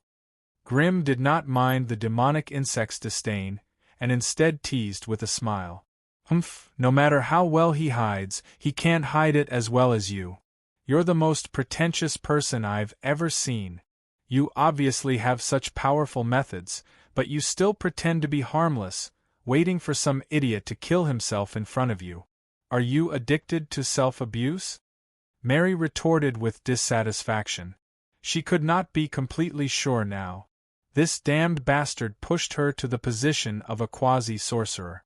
Was it really for her own good, or was he just habitually pushing her to the front to hide his evil hobby of backstabbing people? At the last mission point in the Bracata region, the mad girl also boarded the airship. When the few of them suddenly met, not only did they not feel the slightest joy of reunion, but the atmosphere became even more solemn and strange. The mad girl was still at the level of a high-level acolyte. Although her strength had increased by quite a bit in the trial mission, compared to the demonic insect and Mary, she clearly lacked some opportunities. When they first arrived, the relationship between the mad girl and the demonic insect, in Tech, could be considered harmonious in order to resist the outsider, Mary, who had suddenly risen to power. But now that the demonic insect had also become a quasi-sorcerer, the mad girl suddenly became estranged from him. She walked to the side to find a place to rest, and did not take the posture of congratulating him. This made Grimm curious, and he began to think about the real relationship between them. Soon, when the airship turned into the Elathia region, the number of acolytes on board had already reached more than 260. As for those who did not board the airship, they had probably already died in the mission. When they first arrived, there were 11 quasi-sorcerers, but when they returned, the number of quasi-sorcerers had already reached 14. This also meant that during the trial mission, there were 3 lucky high-level acolytes who had leapt to become the favored ones of the heavens. Everyone's gazes fell on them, filled with unexplainable envy and deeply hidden hatred. After more than 10 days of long-distance flight, they entered the central region of the scattered towers. These acolytes left the airship one after another, and Grimm and the others successfully arrived at the swamp tower. Since this batch of acolytes was heading towards the Dagon region, which was at the very edge of the scattered towers, they were considered the last batch of acolytes to return. Thus, the acolytes standing in front of the gate to welcome them represented almost all of the current official acolytes of the swamp tower. Still on the airship, Grimm's eyes scanned the area, and the AI chip calculated the number of people below, 37. If the 9 people on the airship were included, there were only 46 people in total. Compared to the previous 62 people, the number had decreased by a third. This rate of attrition was probably the highest among all the wizard towers. The reason for this was obviously related to the inaction of the wizard Anderson of the Swamp Tower. In the past years, Grimm and the others had been trapped in this magic swamp, and resources were scarce. Usually, even when conducting a spell experiment, they would have to painstakingly gather materials and exchange them for resources. The most direct consequence of this was that the acolytes of the Swamp Tower were unbelievably weak compared to other wizard towers, and they were so poor that it left people speechless. With this kind of strength, participating in an acolyte trial with a certain degree of danger, almost any accident would be a disaster of life and death for them. Even for those acolytes who had successfully passed the trial, most of them had completed the mission with the worst results, so they did not improve much. On the contrary, the faces of the 10 acolytes, led by Alan, were brimming with smiles. Facing those acolytes who had risked their lives but gained little, they increasingly felt that their choice at that time was far-sighted and wise. Chapter 117. Mary became a prospective wizard. Compared to Endic's sudden advancement, the crowd was surprised, but not too surprised. After all, he was one of the 3 most powerful people in the Swamp Tower. However, Mary's advancement surprised the crowd and made them feel even more incredulous. Therefore, under the cover of Mary's huge aura of a prospective wizard, Grimm's advancement to a senior acolyte was only widely discussed among the junior acolytes. The senior acolytes, who had the right to speak among the acolytes, had their eyes firmly locked on the 2 newly born prospective wizards. In just one night, the Swamp Tower was going to change. As the new head acolyte, Alan had prepared a long and emotional welcome speech. However, when he stood in front of the evil Endic and the demonic Mary, he was suppressed by the cold and terrifying aura of the 2. His body trembled slightly, and he could not even say a word that suited the situation. "We're tired. We need to rest. You can all go now." Mary was still as cold and arrogant as ever. Only when she faced her prey would she reveal a bewitching smile that came from the bottom of her heart. To be honest, even if the cats and dogs in front of her stretched out their necks and sent them to her mouth, she would not even bother to bite them. Alan's strength was not enough to deal with such a powerful underling. Thus, he tactfully dodged to the side and gave way to the gate. Following behind Grimm, the goblin Cappy had 6 or 7 bulging pouches on his waist and a huge cloth bag on his back. He followed Grimm into the Swamp Tower.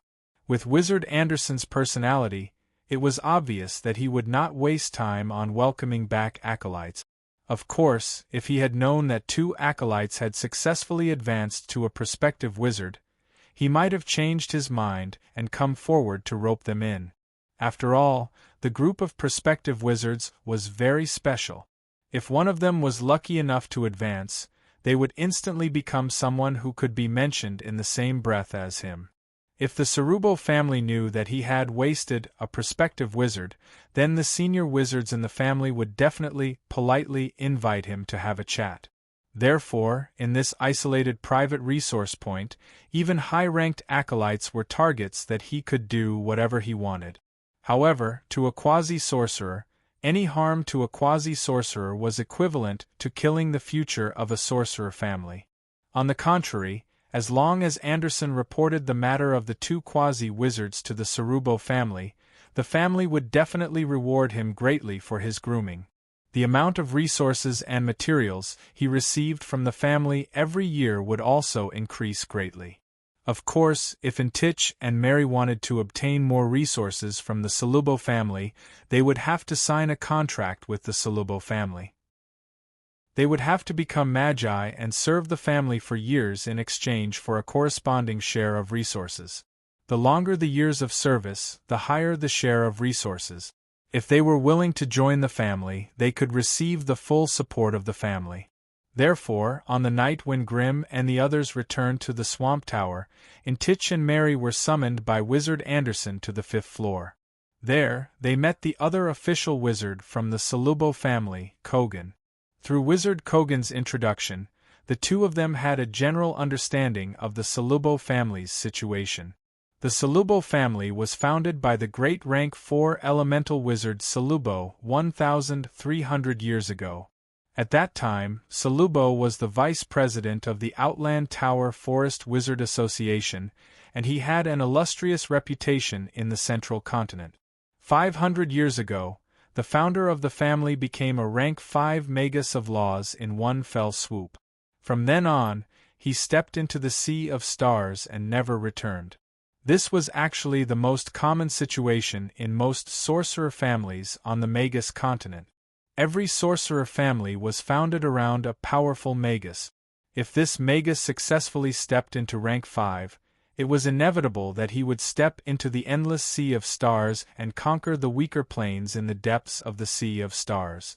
If a magus could not smoothly advance to rank 5, there would be a time when his or her life would come to an end. A sorcerer family that had lost the deterrence of a powerful magus would inevitably be coveted and annexed by other sorcerer families. Families with rank 5 magi fighting in the outer world were relatively stable. After all, rank 5 magi were not allowed to personally return to the sorcerer world. However, their harvest in the outer world could be continuously transferred back to the family. With these high-quality resources from other planes, the family would be able to maintain its strength and nurture a steady stream of new blood to fill the vacuum left by the departure of the family's powerhouses. The reason why these rank 5 powerhouses were willing to transfer their hard-earned resources back to the family was so that the family could nurture more magi suitable for planar wars. When they carried out large-scale expeditions in other planes, the magi within the family would be the main force in the war. Hence, when Intich and Mary signed a family contract with the Solubo family, they would inevitably participate in the planar wars of the Solubo family after becoming magi. According to Wizard Kogan, the Solubo family currently did not have any rank 4 magi. They only had 1 rank 3 magus, 1 rank 2 magus, and 7 rank 1 official magi. This kind of strength could only be considered average in the area ruled by the scattered forest of towers. The Solubo family's base was in Ferdinand City, which was 2,600 miles away from here. This was only one of the family's 4 large resource points, and it was guarded by Wizard Anderson all year round. After a simple description of the family's situation, Wizard Kogan began to ask the two their choices. Would they like to exchange their years of service for resources, or would they like to join the family and receive full support? Unexpectedly, Intich chose to join the family, while Mary chose to serve for 10 years. Actually, if there was a shorter period of service, Mary would rather choose it. This was also a decision she had discussed with Grimm beforehand. Unfortunately, the lowest period of service Kogan gave her was 10 years. Soon, the two of them left their mark on the contract that Wizard Kogan had given them. From now on, their statuses were no longer the same as the apprentices they had been before. Naturally, the treatment they would receive would be different as well. After Intich made his choice, Kogan immediately gave him a family badge and told him to move to the 4th floor as soon as possible. That was an area that normal acolytes could not enter. Although Mary was also allowed to live on the 4th floor, she had to pay 2 magic crystals per day. As for the reason, it was because the residents on the 4th floor could already artificially adjust the concentration of certain elemental particles, which was greatly beneficial to the meditation effects and subtle body modifications of the residents.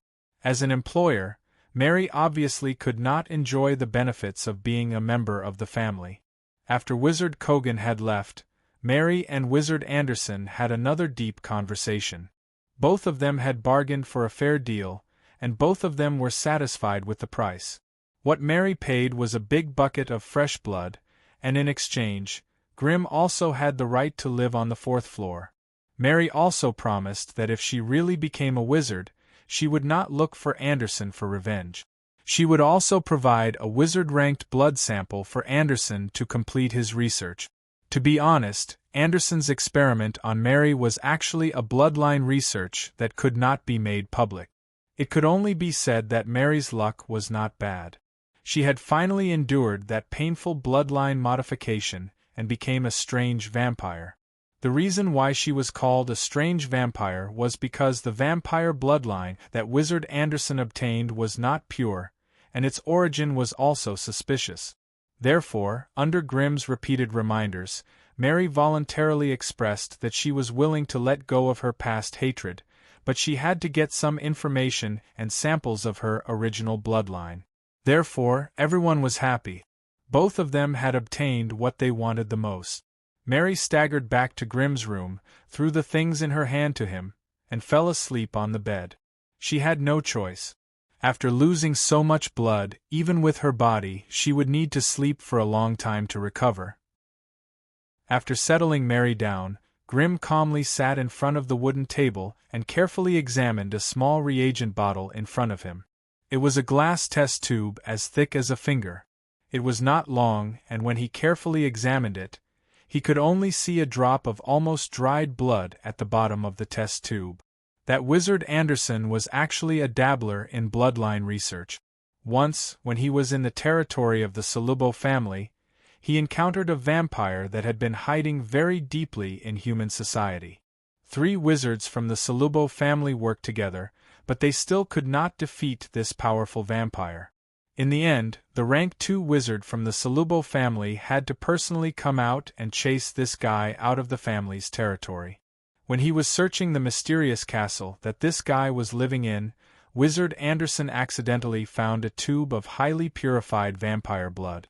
Obviously, that vampire that had escaped was also doing some kind of bloodline research. Therefore, Wizard Anderson secretly hid this spoil of war and hid in this desolate swamp tower. He quietly carried out the vampire mutation experiment related to this. Unfortunately, most of the experiments had ended in failure. All the creatures that were injected with vampire blood all died without exception. The genes of a vampire's blood could be considered extremely tyrannical among the bloodline creatures. Any other bloodline that fused with it would only become its nourishment. It was impossible for them to be compatible. At first, Anderson thought that the body of the creature sample he had chosen was too weak and could not withstand the violent blood transformation. Therefore, he used his power and began to carry out blood experiments on the Wizard Tower's apprentices. 3 intermediate apprentices were injected with vampire origin blood, but Mary was the only one who survived. Therefore, Mary became the key to his follow-up research.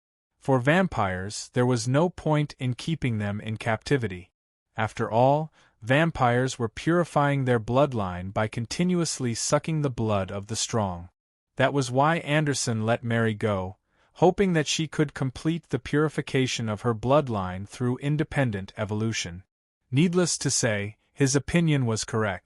At least, Mary's progress had far exceeded his expectations.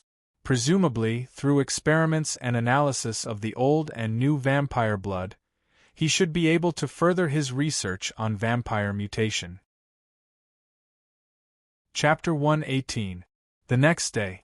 In a rare occasion, Wizard Anderson gathered all the acolytes in the tower and announced in Titch, Mary, and Grimm's new identities. From now on, the 3 of them were no longer restricted by the acolyte system. They could do whatever they wanted with their lives, and they were now second only to Wizard Anderson. They had the highest authority in the Wizard Tower.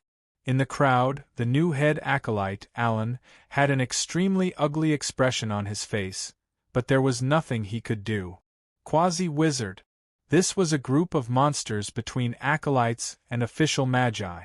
It was difficult to accurately predict who among them would successfully advance to become a magus. Thus, for low-ranked acolytes, offending any one of them could turn into a disaster in the future. But Alan had already deeply angered one of them. Thus, the moment the meeting ended, Alan brought all the resources he could gather to visit in Titch. Since in Titch, Mary and Grimm had all moved their residences to the 4th floor of the Wizard Tower, even Alan, the head acolyte, had to first request a visit if he wanted to see Intich. Then, he would have to humbly stand at the entrance to the 4th floor and wait for permission. And that was not the worst part. The most infuriating thing was that damned Grim had unceremoniously brought his contracted creature, a goblin, to the 4th floor and made it a resident. This made Alan even more resentful. A goblin, a lowly, filthy, cowardly goblin, was actually riding on his head? Thinking of this, Alan's heart felt as if it was stuffed with straw. It was so stuffy. Nobody knew what Alan and the evil bug Intich had discussed in secret. However, when Alan came out of Intich's room, he immediately became arrogant and once again regained his previous arrogance. While Alan was changing, a small meeting was going on in the Mad Girl's room. There were only 2 people in the meeting, the Mad Girl and Eagle-Eye Crusoe. Once upon a time, in order to maintain unity and ensure that the interests of their subordinates were not harmed, the 3 strongest people of the Swamp Tower would often gather together to discuss matters. But today, with the evil bug Intich becoming a quasi-wizard, the originally harmonious circle of the 3 strongest people had become a thing of the past. Everything had fundamentally changed. How is it? Your circle is stable, right? The mad woman's eyes were currently filled with a cold glint. She was far from being as impetuous and reckless as she was in the past, displaying the calmness and wisdom that a high-ranked apprentice should have. Benson and Carl called for a meeting, but the few fence-sitters did not come, using an important witchcraft experiment as an excuse. Looks like they have decided to change side. Eagle-Eye Crusoe smiled helplessly and said, "The evil worm's stalwart Chris is currently recruiting. Those guys might have already contacted him secretly."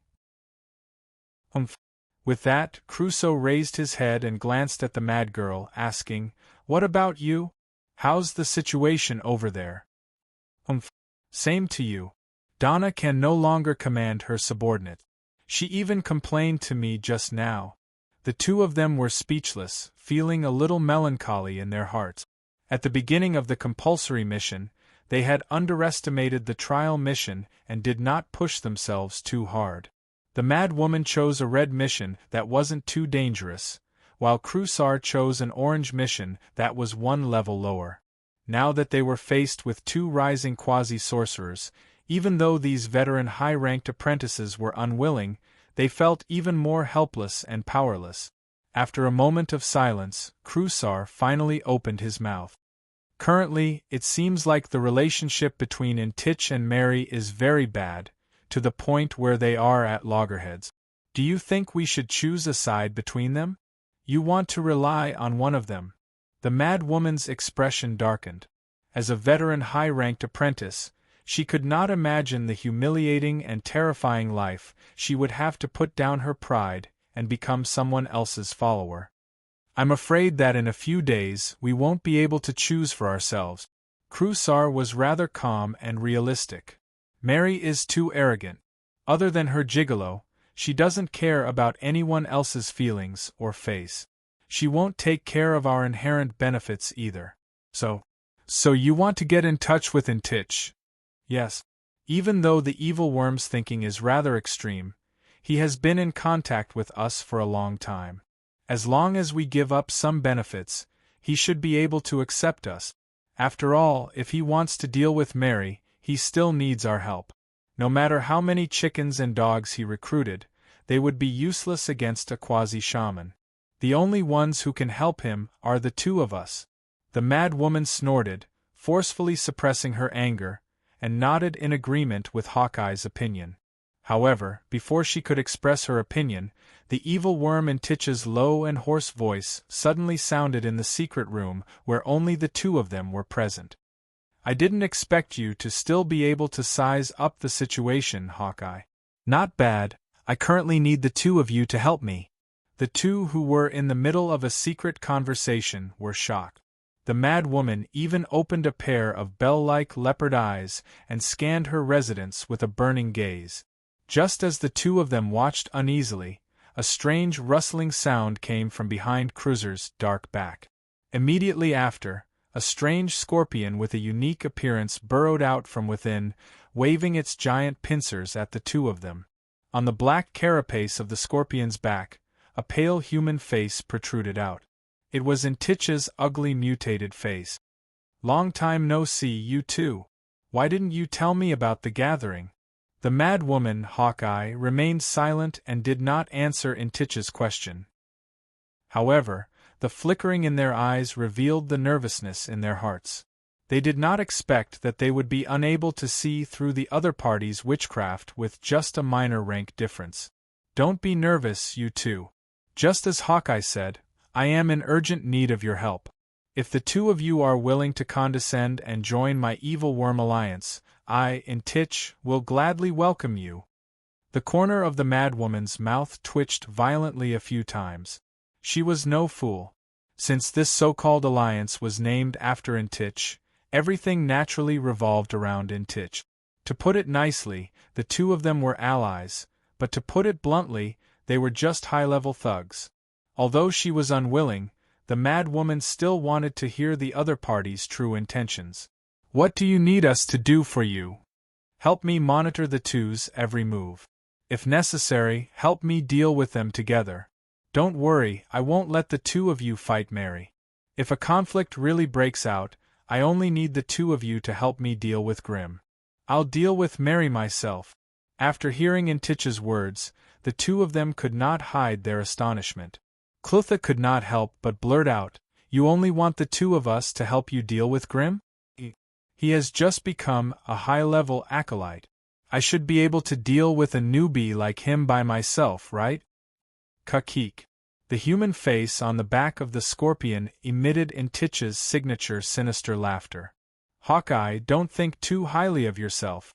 I'm afraid the two of you haven't noticed, but Grim is obviously the leader of the Mary and Grim team. In other words, he's the core of the team." "What? Impossible." The mad woman and Hawkeye's reaction was the same as when they heard that the evil worm had become a quasi-wizard. They were extremely shocked. The evil worm Entitch, who had become a quasi-wizard, actually treated the former junior acolyte with such caution. This was too unexpected. Could it be that there was really something strange about Grim? Don't forget that this Mary is just a second-class vampire that mutated halfway. It's a fool's dream to think that she can advance quickly with such a terrible bloodline talent. The only one who could bring about such a strange change in her is that strange boy whose strength has skyrocketed. In this team, Grim is the only one I can't see through. Clutha was silent for a moment and could not help but ask, "Mary is now a quasi-wizard. Will the great Magi agree to you going against her in public?" As soon as he finished speaking, Hawkeye heard Entitch's extremely arrogant and sinister laughter. "Kakik, I signed a family contract, and she only signed a contract of employment. Who do you think the Magi in the family will help if something happens? Also, if the higher-ups don't get involved, do you think I'll be so eager to go against a quasi-wizard of the same rank as me?" "You're saying that the one who wants to go against Mary is Ender." Clutha lost his voice. "Shut up. Hawkeye, if you don't want to die without knowing the reason, then keep your damn words to yourself. There are some things that you can just do, there's no need to be so clear about it. It won't do you any good." The demonic insect Entitch hurriedly interrupted Clutha's words. His ugly and hideous face finally revealed a threatening expression. Hawkeye Clutha swallowed his saliva with difficulty, and exchanged glances with Mad Girl. Finally, he nodded silently. "Kakik, I knew you'd make the wisest choice. All right, if necessary, I'll contact you. Hawkeye, you'll be in charge of keeping an eye on those two. Mad Girl, you'll be in charge of training the intermediate apprentices.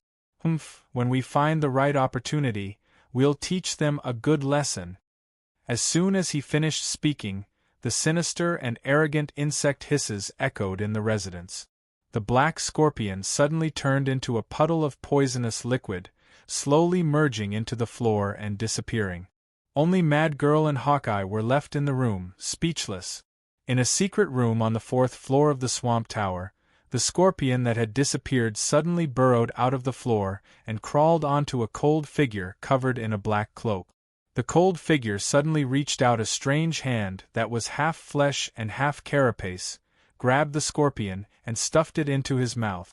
When the scorpion was chewed by his sawtooth-like teeth and turned into a puddle of blood and carapace fragments, only then did the demonic insect in Titch raise his head and reveal his face. It could be seen that in just a few days, the degree of his insect transformation had deepened. Now, rather than a human acolyte, he was more like an insect person with the identity of a human. Chapter 119. Outside the pitch-black tower, a red-eyed raven silently glided across the night sky. Suddenly, in a brightly lit room on the 4th floor of the swamp tower that stood quietly, a blood-red fluorescent light shone and shot out of the window, blasting the red-eyed crow into a mist of blood. This is the 4th one. What is that eagle eye trying to do? Mary gently put away the blood bow in her hand and cursed. Do you want me to talk to him now? Looks like they've joined forces again. Grim replied indifferently as he busied himself. Mary tilted her head and thought for a moment, then nodded in agreement with Grim's point of view. Eagle Eye, who was once one of the 3 strongest, was at most a high-ranked acolyte. If Mary was really angered, she could tear down his nest in minutes. Since the other party dared to send these lackeys to spy on them again and again, there must be someone supporting them from behind. In this swamp tower, the only one who could do this was that demonic worm Endic. Most of the rooms on the 4th floor were for official magi. Hence, apart from the luxurious and comfortable bedrooms, there was also a specialized study room and a small laboratory. At this moment, Grim was meticulously lying on the small alchemy table, observing the changes in the drop of first blood through a special spell formation. In the past few days, he had tried almost every method to activate the gene activity of this drop of first blood. In the end, he discovered that only blood filled with energy could save this drop of first blood. Thus, Grim cut his wrist and poured his blood filled with fire elemental energy into a test tube. Soon, he obtained a tube of boiling blood that had mutated slightly. No, to be honest, this did not look like a tube of blood, but more like a blood monster trapped in a test tube. The blood Grim injected was quickly devoured by the first blood, then contaminated and mutated into a vampire's blood that was identical to his own. Although the fire energy in Grim's blood killed a large number of vampire blood factors, under the continuous attack of the blood factors, the fire energy was neutralized, and all of Grim's blood was infected and mutated. Then, the tube of blood turned into a blood monster that seemed to have its own consciousness. It kept pulling out needle-like tentacles from the sticky blood and madly stabbed the solid wall of the vulcanized test tube. If it weren't for the fact that the walls of the vulcanized tubes were as strong as magic alloys, they would have escaped. Grim was amazed as he observed their actions. Too magical, simply too magical. In this strange world of high magic, even a drop of a high-ranked vampire's primordial blood could display such terrifying destructive power. It was conceivable that when a vampire injected this blood factor into the body of its prey, the life and death of the enemy would be in its hands. Could it be that the secret of the high-ranking vampires being able to produce blood thralls on a large scale was hidden here?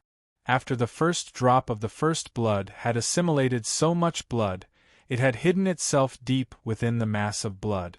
If Grim had not relied on the AI chips help to attach a spiritual mark to the blood, it would have been difficult for him to find the true location of the first blood in the mass of blood that was constantly changing its surface structure. The energy required for the mass of blood to move came from the nutrients produced by the decomposition of the blood factors. Hence, the more intense its activity, the more frenzied its movements became, and the smaller its body became. It was like a ball of raging flame, and its fuel was actually its own body. When it finally realized that it could not escape, the mass of blood finally calmed down and entered a dormant state. At this time, it had shrunk from the size of an egg to the size of a thumb. According to the AI chip's estimation, this thumb-sized mass of blood could sustain its life for half a year. It would only enter a dormant state when it was stimulated by the outside world. Were the vampires of the other world so terrifying? Or was there something special about the vampire that Anderson and the rest were trying to kill? It was no wonder that after Mary became a vampire, her intelligence was slightly impaired, and her temperament became irritable. Anyone whose body was filled with this kind of blood that could spontaneously combust at any time would find it hard to remain calm and meticulous. According to the characteristics of this drop of first blood, Grimm had reason to suspect that when the owner of the blood was close enough, it was possible to control this drop of blood again, and then control the owner's consciousness and life. For this reason, Grimm had searched through all the records and experimental descriptions related to vampires, piecing together the direction and path of evolution of the vampire race bit by bit. He was trying to find a way for Mary to break through the shackles of her blood. Mary was, after all, a mutated vampire. To put it bluntly, she was just a slightly more advanced blood thrall. If that high-ranked vampire appeared in front of Mary, she might not even have the chance to control her own fate. Hence, Grimm's goal in researching the first blood was to sever the spiritual connection between the mutated blood and its source bloodline, thus allowing her to become the true owner of his body. At the entrance of the magic swamp, it was still the same desolate hillside. With an ear-piercing whistle, a witch wearing a gray sorcerer's robe and a gray pointed hat descended from the sky on her flying broomstick and stepped into the wilderness. When she stepped down from the broomstick with difficulty, a lively and adorable little girl who looked like a doll jumped out from behind her. She was not tall, had a baby face, and was holding a golden birdcage in her hand. It was Alice, the one who had suffered a great loss in the magic swamp. "Great-grandmother, this is the place." Although Alice looked sweet, when she saw the familiar scene in front of her, her azure blue eyes shot out rays of hatred. "Those bastards who bullied me live in there." The witch that Alice called great-grandmother had a face that was old beyond recognition. Below the crooked, dirty, pointy hat was the ugly, old face of a woman. Her face was full of wrinkles that looked like the bark of a tree. She had a hooked nose that looked like an eagle's beak, turbid gray eyes, and yellowish, broken teeth. Her body was bent, and her hand was leaning on the flying broomstick. She couldn't help but gasp for breath for a long time when she moved slightly. But it was such a weak old witch who could fall to the ground and die at any time, who had a terrifying and powerful mental fluctuation. When she held the broomstick and gasped for breath for a while, she took out a dirty black pottery cake from her bosom and ordered coldly, "Go, Alice, crush this into powder and scatter it into the swamp." Although the old witch's voice was old, her words had a majesty that no one dared to disobey. Even Alice, a cunning and black-bellied woman, did not dare to disobey her will. She obediently walked to the magic swamp with the pottery cake, crushed it into powder, and scattered it into the thick mist shrouding the swamp little by little. While doing this, Alice even laid a thin layer of space barrier on her hand, so that her skin would not come into contact with the inconspicuous pottery cake at all. It was an item taken out from the bosom of the witch Ender. If it was said that there was no terrifying poison on it, then the name of the toxic which would not be spread so loudly. As expected, not long after the pottery pancakes were scattered, a new mist rose from the damp swamp and slowly blended into the swamp mist. As the new mist spread over a large area of the magic swamp, all the magical creatures living in this area suffered a disaster. A red-eyed crow landed on the ghost tree at the edge of the magic swamp. It tilted its head and looked at the two outsiders who suddenly appeared. Its fluffy black feathers suddenly exploded without a sound, and the scattered flesh and bone fragments turned into a new blood mist and merged into the air. Along the direction where the water mist spread, all the individuals with magical elements, whether it was plants or animals, exploded the moment they came into contact with the water mist. On the other hand, The ordinary plants that were close to them were not affected at all. Therefore, as the invisible water mist spread, the red-eyed crow, killing tree, vampiric rattan, green-spotted snake, hag, baby bogey, and even the parasitic magical insects suddenly exploded while they were moving freely in their habitats. When a large number of magical creatures died, the remaining individuals were those with a keen sense of danger. They no longer cared about the monster territory of the magic swamp, and one by one, they used their fastest speed to escape in the direction of the water mist. In the beginning, such a disturbance was only limited to the periphery of the magic swamp. When the water mist slowly invaded the inner periphery of the magic swamp, a magical creature finally went berserk. At this time, the patrolling sorcerer apprentices finally realized that something was wrong. Under the layers of notification, the entire swamp tower began to light up. Compared to the formal sorcerer tower in the dark crypt, the tower in the magic swamp was a lot simpler and weaker. Although most of the facilities inside could be considered complete, the monitoring of the entire swamp area was a lot weaker. Although the Solubo family had been prosperous in history, the rank 4 wizard had left for a long time, and a new rank 4 wizard had not been born for a long time. Therefore, the family's prestige and power had greatly declined. For a small resource point like this, the Solubo family did not have the financial resources to build a formal sorcerer tower to protect it, so they could only replace it with a weaker tower. Therefore, when a powerful enemy invaded, their reaction was clumsy and slow. When the magic swamp fell into chaos, Wizard Anderson, who controlled the swamp tower, finally walked out of the wizard lab and quickly locked on to the enemy's location. Chapter 120. It's really you, Ender. I don't have a grudge against you, do I? Why did you come here to make trouble? Stepping out of the whirlwind, Anderson immediately saw the old witch with a peculiar appearance. He could not help but roar angrily, "Don't you forget, this is the territory of the Scattered Tower Forest. You northern witches have no right to be arrogant here." The old witch held a broom in her hand and laughed coldly like a night owl. She looked at Anderson, who was pretending to be fierce but was actually weak, and said disdainfully, "The Scattered Towers? Would they openly expel us northern witches for a small resource point like yours? Then you're not here to be a guest today, are you?" Anderson was still roaring, but his voice was obviously much softer. Facing a combat witch from the far north, although he had the geographical advantage, if they really fought, he was afraid that he would lose. Although these northern witches were all delicate and weak, they were able to open up territory in the bitter and cold land of the far north, and they all had a tenacious will and terrifying means that the wizards could not compare to. Not to mention the others, Ender in front of him had only been stationed in the Scattered Towers from the northern witch's territory for less than 7 years, and she had already made a name for herself as the Poison Witch. According to legend, there was once a wandering wizard who led a group of recruited bandits to rob the trade caravan that the northern witches had sent to the central continent, and killed the apprentice witch who was accompanying the caravan. When Ender heard the news, she immediately attacked, and it only took her half a day to find the group of bandits. She did not rush into the other party's team to kill them, but directly sprinkled poison around the other party's campsite. Therefore, in one night all the bandits, including the wandering wizard, died under the terrible poison.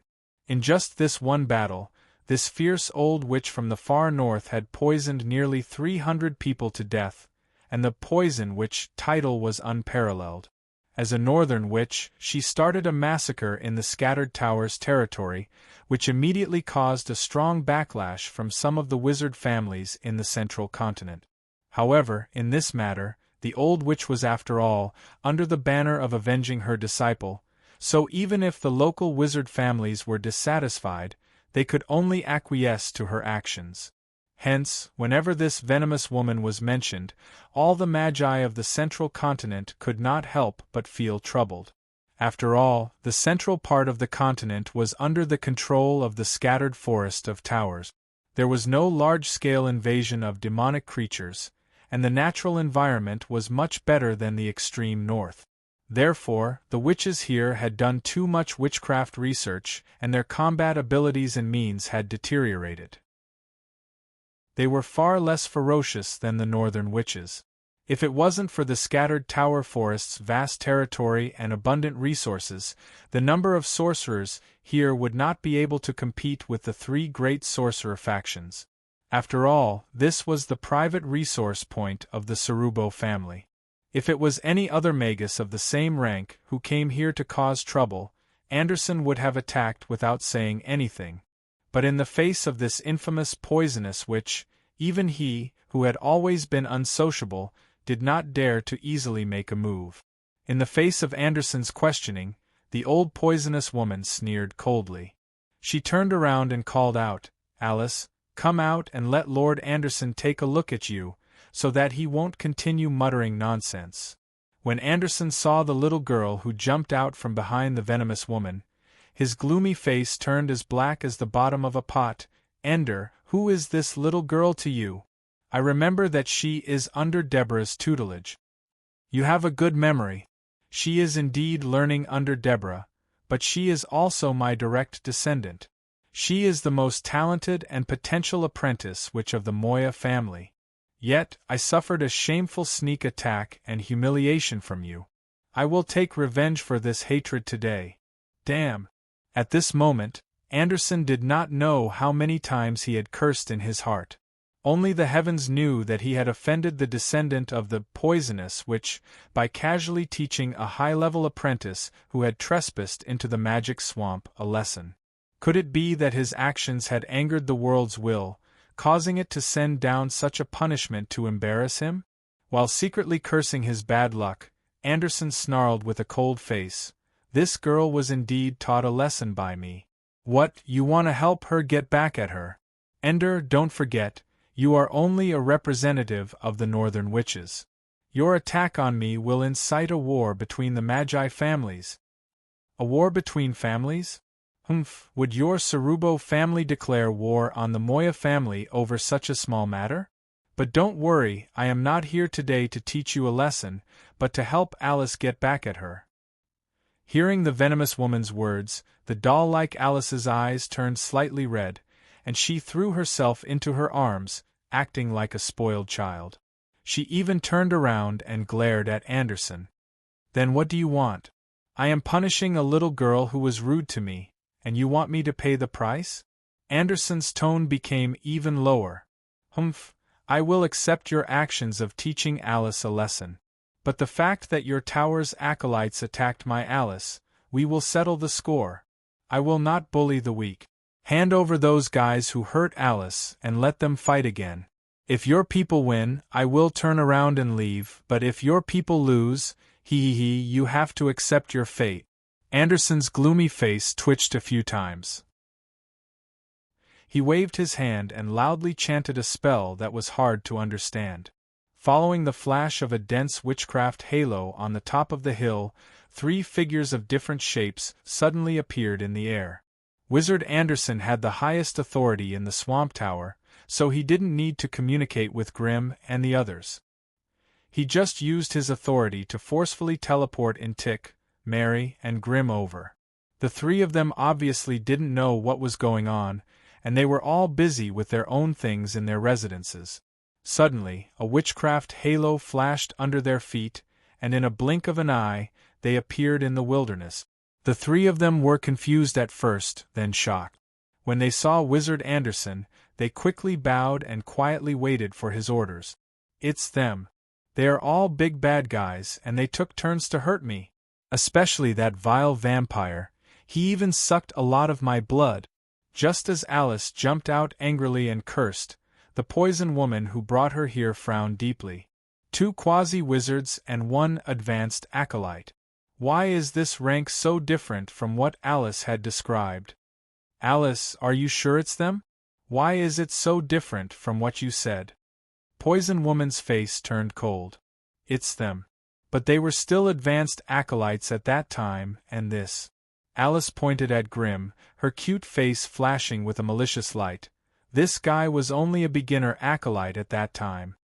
Did he advance? Poison Woman Ender was a little worried about facing two quasi-wizards. With her strength and the power of the Moya family behind her, killing two advanced acolytes was not a big deal. But if it involved a quasi-wizard, things would be a little tricky. To any wizard family, a quasi-wizard was their reserve force for the future, and they could not give up on any of them. According to Ender's understanding, the number of quasi-wizards in the Cerubo family was less than 2 digits. If she killed 2 of them in one go, even if the Cerubo family was weak, they would still be forced to declare war on the Moya family behind her. Alice, you can't touch those 2 quasi-wizards. Don't you hate that kid? Go and challenge that advanced kid. Kill him first, and I'll think of another way to deal with the other 2.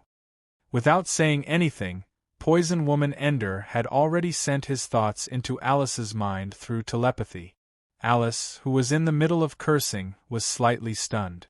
She then pointed at Grim and issued a challenge. Logically speaking, this kind of meaningless challenge was not allowed. Grim was an acolyte of the Swamp Tower, and Wizard Anderson had the obligation to protect him under his wing. But today was obviously an exception. When Alice issued a challenge, Wizard Anderson did not say a word, and it was obvious that he had tacitly agreed to it. Grim sneered a few times in his heart. Although he had only been here for a short time, the moment he saw Alice, he could almost guess what was going to happen today. Therefore, in the face of Alice's challenge, Grim took a step forward. Last time I beat you up, and now you're here for revenge. So this time I'm going to beat you up. When are you going to take revenge next time? Although Alice was black-bellied and ruthless, she still attached great importance to her honor. Hearing Grim's ridicule, she immediately jumped up and down in anger. She screamed angrily, "You want to beat me? If it weren't for them taking turns to attack you last time, and if those vampire ghosts didn't help you, do you think you would still be alive now? Then what if I really beat you?" Grim was waiting for her to say this, so he immediately retorted. "If I really beat you, my life will be yours, and I'll be your female slave for the rest of my life. But if you're defeated by me, your life will be mine." Furious, Alice roared out these words without hesitation. Poison Woman Ender, who was standing behind Alice, frowned. For some reason, an ominous thought emerged in his mind. This young man who was about to fight Alice was too calm and collected. Could it be that he had some hidden tricks up his sleeves? Ender's powerful power of the will secretly spread out and slowly extended it to Grim's body, carefully examining him. High-level strength, ordinary fire elemental talent, and excellent magic equipment, but with this kind of strength, he was still far from being able to fight Alice. Ever since he stepped onto the path of a wizard, Ender had never seen a talent that was more powerful than Alice's talent in space. Even if those elemental apprentices had mastered powerful spells, it would be useless if they couldn't hit Alice, who could control the battlefield space. As for the body training apprentices and arcane apprentices, they were as weak as scarecrows in front of Alice. Only those bloodline apprentices with outstanding talent could pose a slight threat to Alice. However, after the last defeat, Alice suffered a lot of pain, and her short-distance teleportation spell improved by leaps and bounds. Ender could not imagine how those apprentices could resist Alice's unstoppable space slash when faced with a Alice who could come and go freely and choose her battlefield at will. What could they rely on to capture Alice, who was constantly teleporting here and there? After examining the strength of the young man in front of him, Poison Woman Ender sneered, "Say no more, kid. Go in and fight with Alice." After saying this, he took the golden birdcage from Alice's hand and waved it in front of the two. Chapter 121. By the time Grim calmed himself down, he found himself in the middle of the golden cage. Through the birdcage bars that were as thick as stone pillars, Grim could vaguely see what was happening outside. The terrifying poisonous woman was lying in front of the cage, her huge eyeball almost taking up half of the sky. Looking at the cage with a radius of 3 kilometers, Alice's petite figure was continuously teleporting towards him. Grim frowned. For a moment, he couldn't figure out if this was a small space or if the old witch had shrunk herself. However, he didn't have time to think about this. Alice was going to come to him in 10 seconds. He had been hiding his strength for a long time in order to hone his strength and create a suitable battle strategy for himself. Now was the time to test if this battle strategy was suitable or not. Grim quickly armed himself. He stood where he was and touched his belt with his right hand. A strange scepter with a strange shape appeared in his hand. It was obvious that it was not an ordinary item. He stretched out his left hand, and the book that was hung on his waist with a silver chain automatically flew into his hand. Then, the pages began to rustle. Bright red halos flashed on Grim's body. Body of flame, flame shield, high-temperature field, flame damage reflection, and many other fire defense spells appeared one by one. After completing the defense, Grim pointed the Flame Lord's scepter forward and shouted, "Raymond Kalina, Enuros, in the name of the flame." In the void, countless red flames gathered from all directions, and in the blink of an eye, a 7-meter-tall fire giant stood in front of Grim. Looking at the color of the steaming flames surrounding its body, it had already changed from the ordinary bright red to the depths of the core with a touch of purple. This meant that this fire spirit had the strength of a quasi-wizard. And that wasn't all. Countless fluorescent lights flew out of Grim's storage belt and scattered in all directions. Following a series of crackling sounds, the fluorescent lights condensed into different elemental puppets of different shapes and sizes. The most eye-catching among them was the lightning giant. Every time it appeared, lightning flashed, thunder roared, and silver snakes danced in the air. That tall, green body, golden armor, and his entire body was surrounded by wantonly silver snakes of lightning. When the lightning giant slowly rose into the air, the fire giant walked towards Alice with big step. Water particles quickly condensed on both sides of Grim's body, and soon, 2 more quasi-magi-level water giants emerged. Grim stomped hard on the ground. It looked like a stone slab, but it was actually a spatial barrier. Since he could not dig into the ground, there was no need to summon the demon crocodile hunter and demon python centipede. Grim stopped the thought of summoning the earth core and turned his attention to the battle in the distance. Summoning the lightning giant cost him 7 MP, and summoning the 2 water golems cost him 6 MP. As for the flame shield and the fire djinn, they were abilities that came with the Flame Lord's scepter, so he didn't need to spend any extra MP. In this way, Grim, who had 19 points of MP, had 6 points of MP left to deal with emergencies. He could decide who would be the next demon puppet to fight based on the subsequent developments of the battle. The lightning giant was the main attacker, the fire djinn was the support, and the 2 watermen were half attacking and half defending. The waterman was a water puppet that Grim had just created using the water crystal core. In appearance, they resembled a large group of water people walking upright. They did not have feet, and their lower bodies were thick water pillars. Water splashed out from the bottom of the water pillars. The upper body of the watermen vaguely resembled a human. They had a body, a head, and 2 hands. However, they were very rough. There were no facial features on the head, and the hands were just 2 thick water pillars. Although the watermen looked inconspicuous, their strange abilities were quite eye-catching. As soon as the 2 watermen appeared, they started waving their hands around Grim. Every time they waved their hands, a small waterman would be pulled out from their bodies. In the blink of an eye, the waterman would become the same as Grim.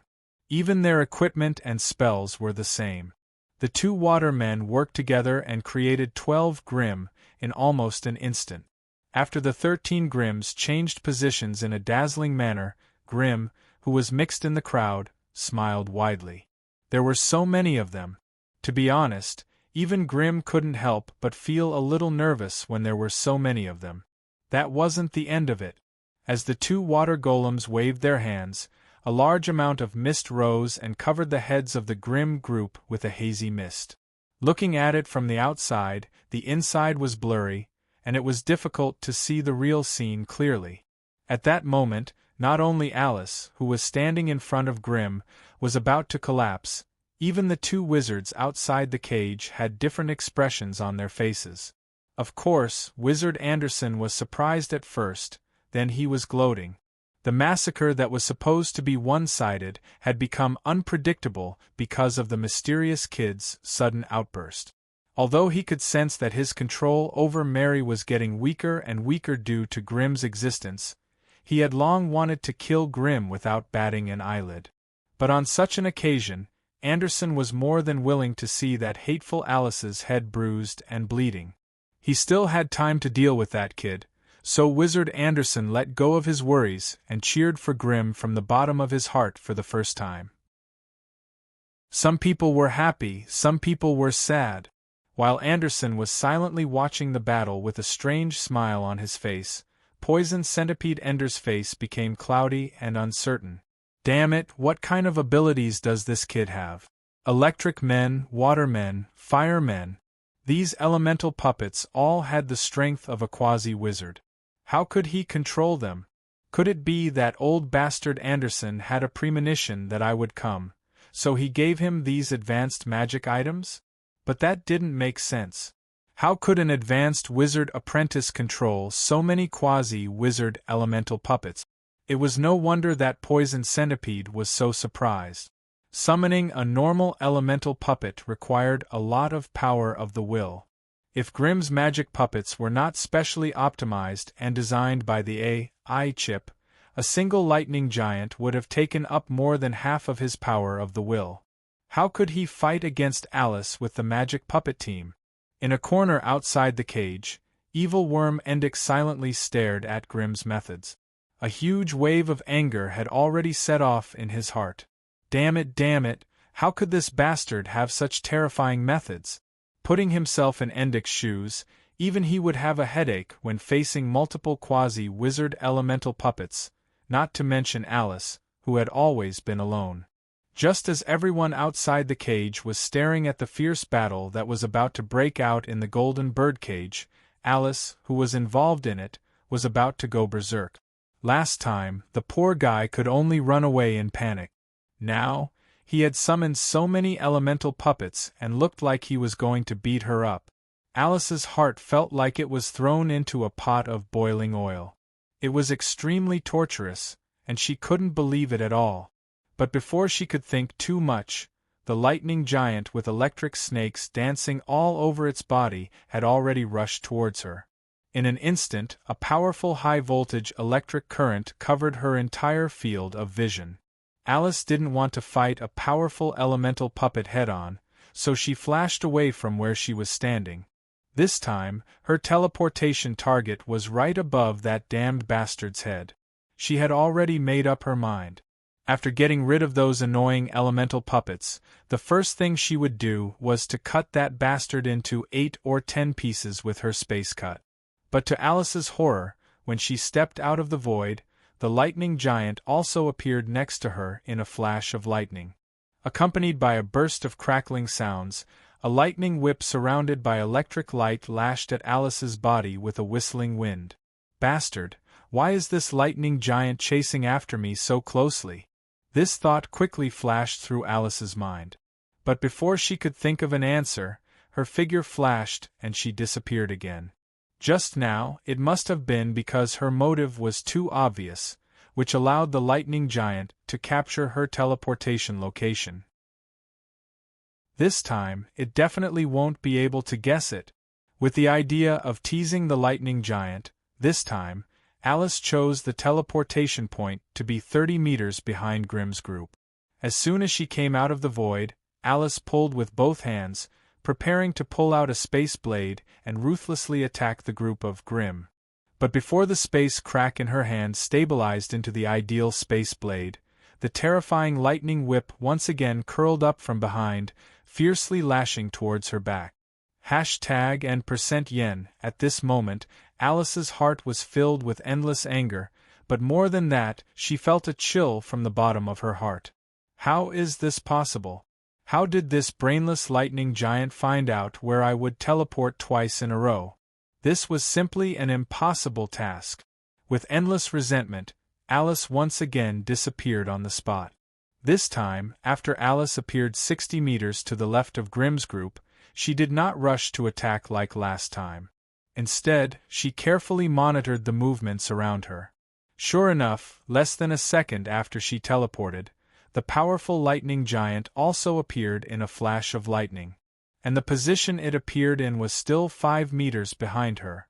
Even with Alice's black-bellied nature, she could not help but curse at this moment. Because when she glanced at the group of Grimm hiding under the layers of water barriers, she found that each of them was secretly holding a magic wand of prophecy in their hands, and they were chanting to her. Chapter 122. At this moment, Alice could not restrain her anger. Once she started attacking, Alice, who had the innate spatial ability, showed off the terrifying power of spatial spells. As she gently tore with her fair and tender hands, spatial cracks that resembled necklaces of black pearls were created. As her hands kneaded the cracks, they transformed into all sorts of unimaginable weapons. A semicircular, full-moon scimitar, a dark spear that resembled a spear, a round exploding ball. As Alice shrieked, strange weapons beyond Grimm's imagination whizzed towards them, one after another. The cutting and penetrating power of the spatial fragments was simply appalling. A full-moon scimitar silently streaked past Grimm's side, slicing through the waists of 2 of Grimm's doppelgangers along the way. The flame shield and high-temperature force field that the scimitar passed through were also damaged. Judging from the size and shape of the damage, it was exactly the same as the full-moon scimitar. It seemed like ordinary defensive wizard spells would not be of much use in the face of Alice's space wizard spells. Any elemental spell would be like a soap bubble in front of a spatial spell of a higher level. The two were simply not on the same level. If Alice was allowed to attack as she pleased, even if Grimm summoned a sea of magic puppets, he would not be able to protect his life. Seeing that he could not defend against Alice's attacks, Grimm gritted his teeth and ordered the magic puppet squad to attack back at her, using their own attacks to suppress Alice's attack frequency. Thus, a gorgeous fireworks display erupted in the narrow space of the birdcage. Almost every time Alice appeared in a new location through teleportation, the lightning giant that was chasing after her would flood the area with its own violent arcs of lightning. Immediately after that, the fire djinn's long-range flame throw and the water golem's frost nova. Although the spatial barrier around Alice's body was known as indestructible, when faced with Grimm who could see through her weak point, as well as a group of valiant thugs who were not afraid of death, the newly erected spatial barrier would not even last a round of attacks before shattering into pieces. In such a short amount of time, she would only be able to complete a single long-range attack. Although she managed to teleport away in time before the spatial barrier outside her body shattered, the frequent teleportations, and attacks brought a very heavy burden to Alice. Every time the spatial barrier broke, she needed to teleport herself far away to repair the barrier before she could start the next round of attack. After being teleported to Grimm's side, even with the agility of her spellcasting and the sharpness of her space wizardry, she could only attack once before she had to escape. If he made the slightest mistake, he would be roasted by the bursting fireball and frozen by the azure ring of ice. What was even more terrifying was the bombardment of high-voltage electricity. Therefore, after only 7 rounds, Alice's lovely light yellow dress was torn into rags, and her beloved long golden hair stood up, burned into a black fluffy bird's nest by the violent electric current. Her exposed skin was covered with burn and frost scars. There were patches of green and purple on her skin, which made one's heart ache. On the other hand, Grimm's 12 mirror images had already been destroyed, and the remaining 3 were mixed with Grimm's main body, making it difficult to distinguish which one was the real one. As for the magic marionette team, it was firmly guarding Grimm's side, waiting for Alice to send herself to her death. The lightning giant floated in the air, lightning flashing and thunder rumbling all over its body. Its green body would occasionally flash with blinding lightning. Above its head, a huge thunderstorm was brewing, the funnel-shaped black clouds almost covering half of the space within the cage. Looking at the imposing lightning giant, Alice clenched her fists in anger, wishing she could immediately use the most violent space wizardry to completely wipe it off the face of this world. The reason why she had suffered such serious injuries was related to this hateful lightning giant. It had to be said that the attack speed and frequency of lightning wizardry was the fastest among all the wizardry. Every time the space barrier was broken, the lightning giant's damned lightning explosion would be able to catch Alice's figure in time and attack her. Moreover, the lightning giant's arcs of lightning actually had a slight paralyzing effect. If Alice's escape was slightly slower, she would end up being surrounded by elemental wizardry. As a direct descendant of Ender, Alice had hidden countless wizardry amulets and elemental amulets on her. But even so, she could not withstand the destruction of such violent elemental wizardry. The wizardry amulets used to isolate elemental attacks did not last more than 3 rounds before they exploded. The elemental amulets used to increase elemental resistance also shattered under the attack of the excessive elemental wizardry. In the end, Alice, whose elemental resistance continued to decrease, was purely relying on her tenacious and persistent will to fight. Her spiritual energy was about to be exhausted, so she ran to the periphery and drank a large bottle of wizardry potion. Moments later, she was full of vigor again, her spiritual energy bursting. Her wizard power was about to be exhausted, so she ran to the periphery again and drank a bottle of wizard power potion. Immediately, she was full of vigor and her wizard power was full. Relying on the support of the potions, Alice was like an unkillable cockroach, madly attacking Grimm's team of magic puppets again and again. The fire giant was cut into pieces twice by the violent space blades, but was summoned by Grimm for the 3rd time. The bodies of the 2 watermen were also riddled with holes. If they were not elemental puppets that could automatically absorb the elemental energy drifting in the air to repair their bodies, they would have collapsed long ago. The only good thing about the magic puppets was the lightning giant. But even so, the lightning giant's body was dismembered by the continuous space wizard spell attacks, and it was torn to pieces. When Alice realized that it was difficult to directly attack Grimm, she finally changed her target and focused her attacks on the lightning giant that posed the greatest threat to her. This tactical adjustment soon received the best results. One of the lightning giant's arms disappeared. The wind essence crystal hidden in the giant's arm was cut into pieces by the space blades, directly disintegrating this part of the body, and could no longer be reassembled. Unfortunately, it was too late for her to change her guerrilla tactic.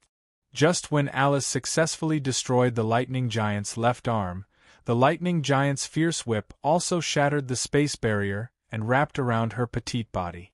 In the next second, a violent pillar of flames and an explosion of ice crystals engulfed the area where she was.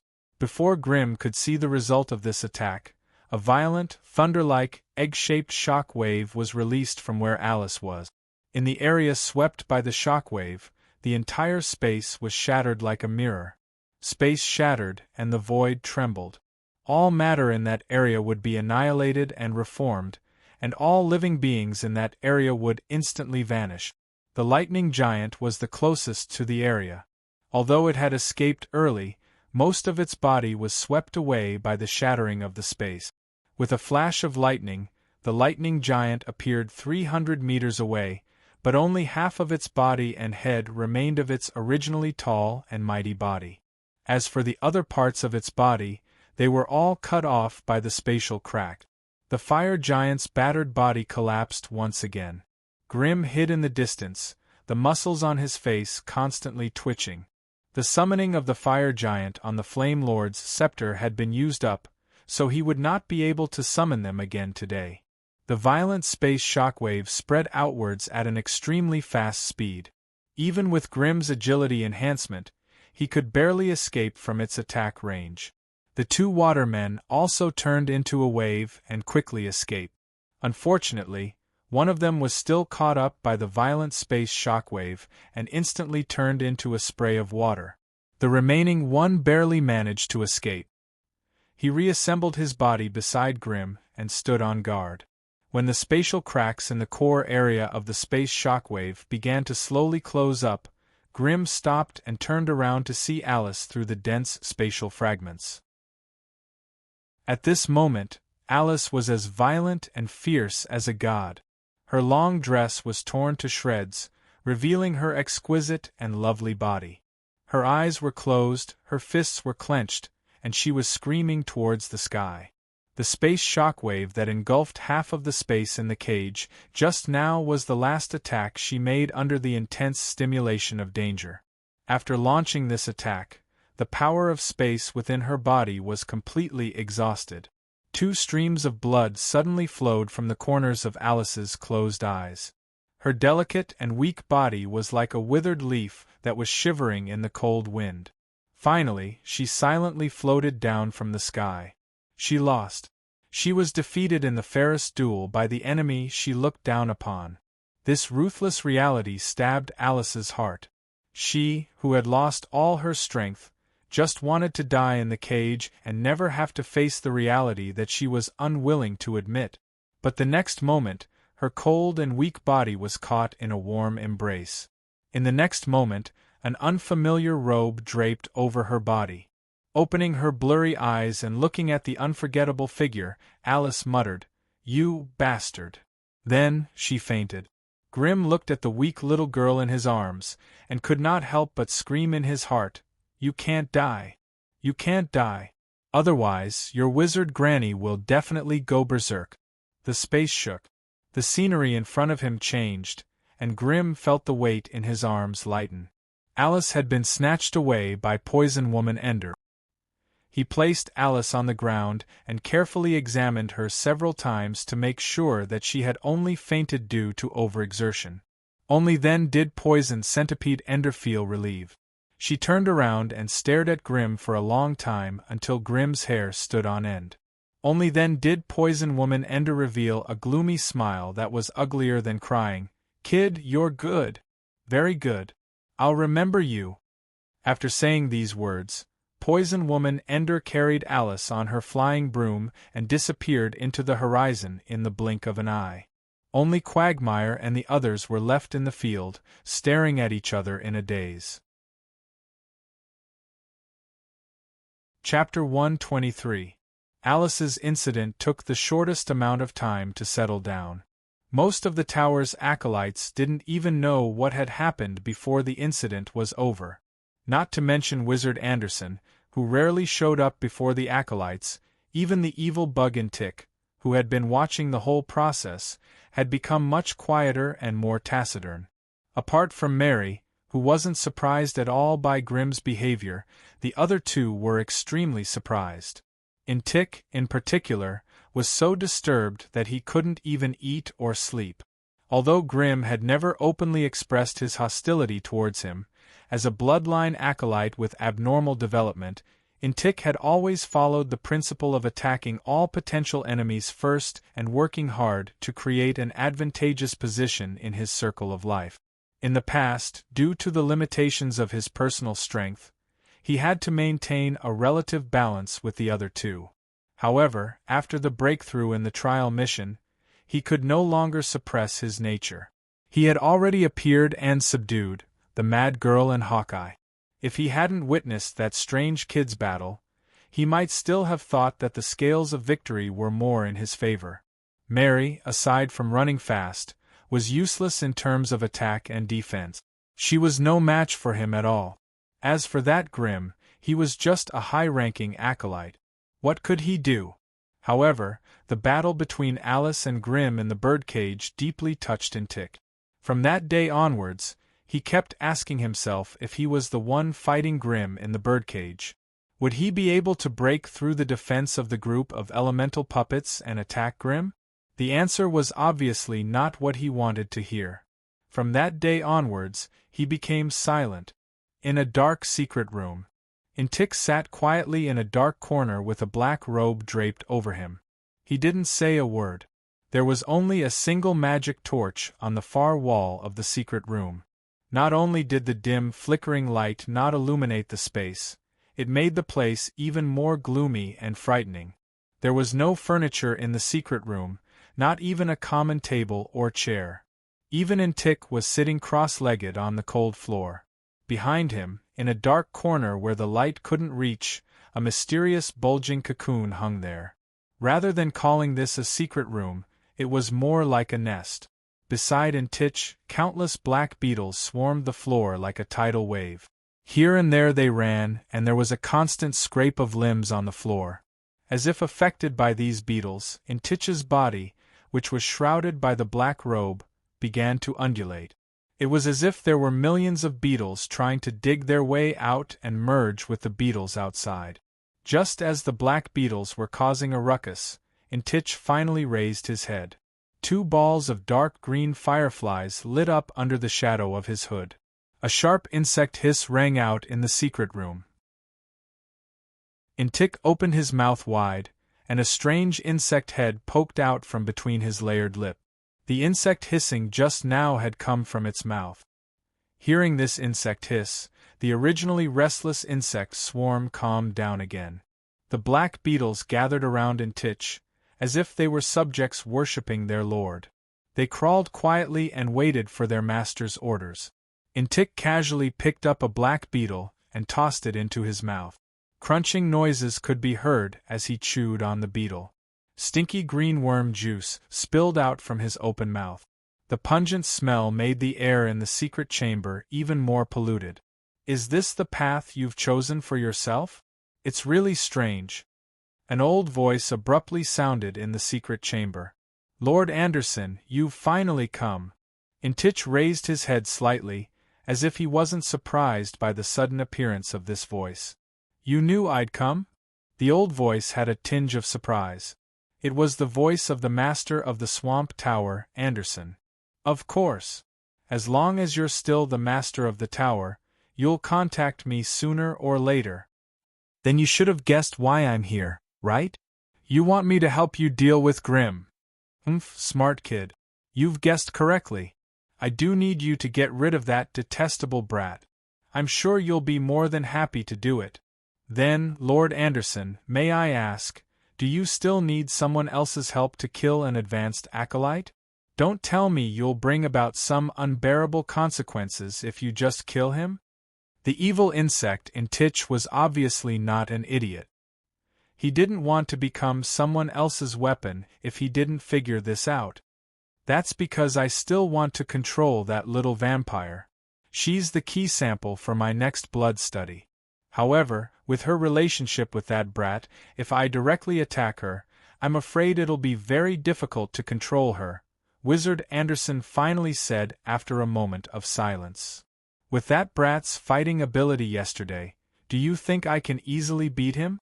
Intik didn't care about Wizard Anderson's reason. Instead, he quickly changed to the next question.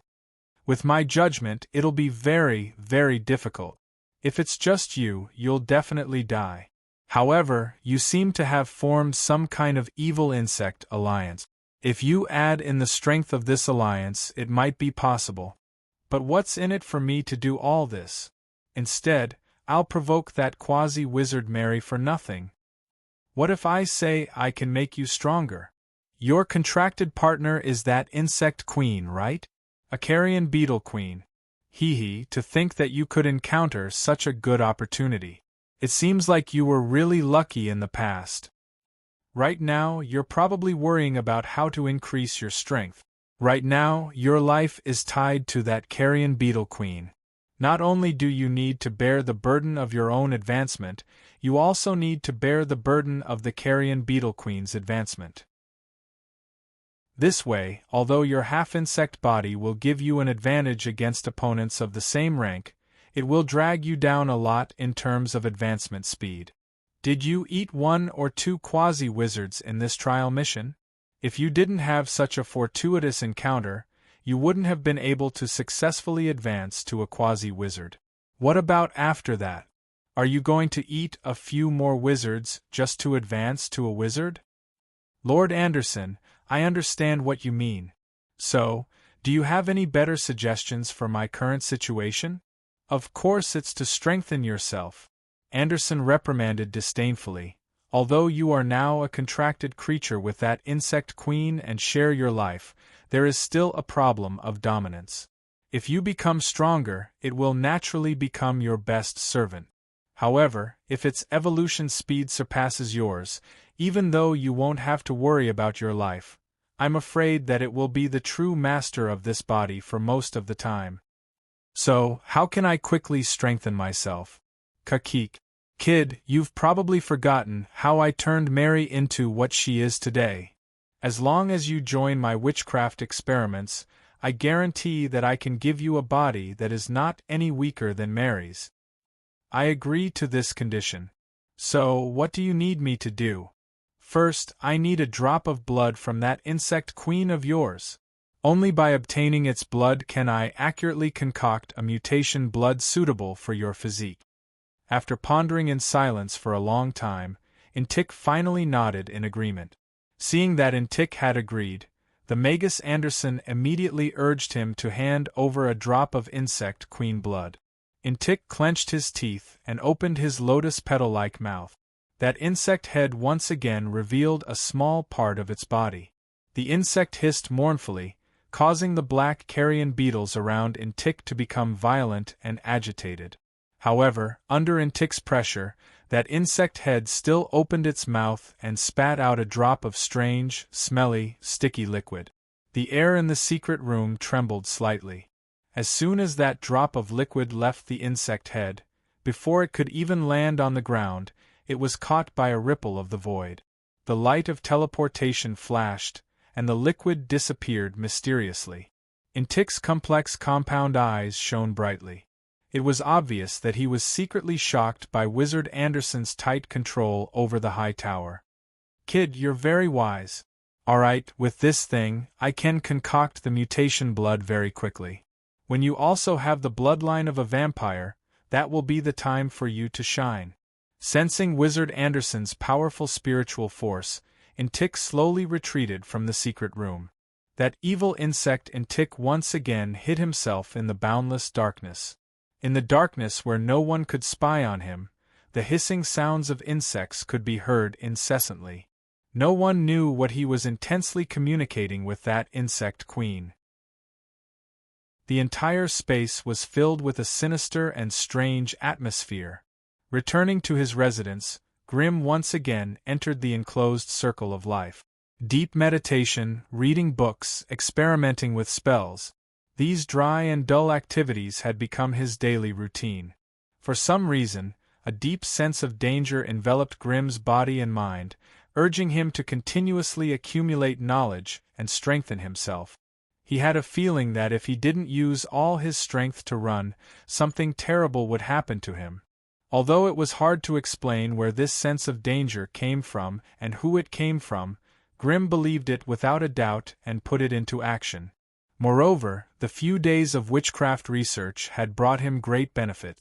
With the help of the AI chip, the books on spells that he had accumulated in the past had all turned into secret knowledge that he could use at any time, filling in the gaps in his foundation of fire spells.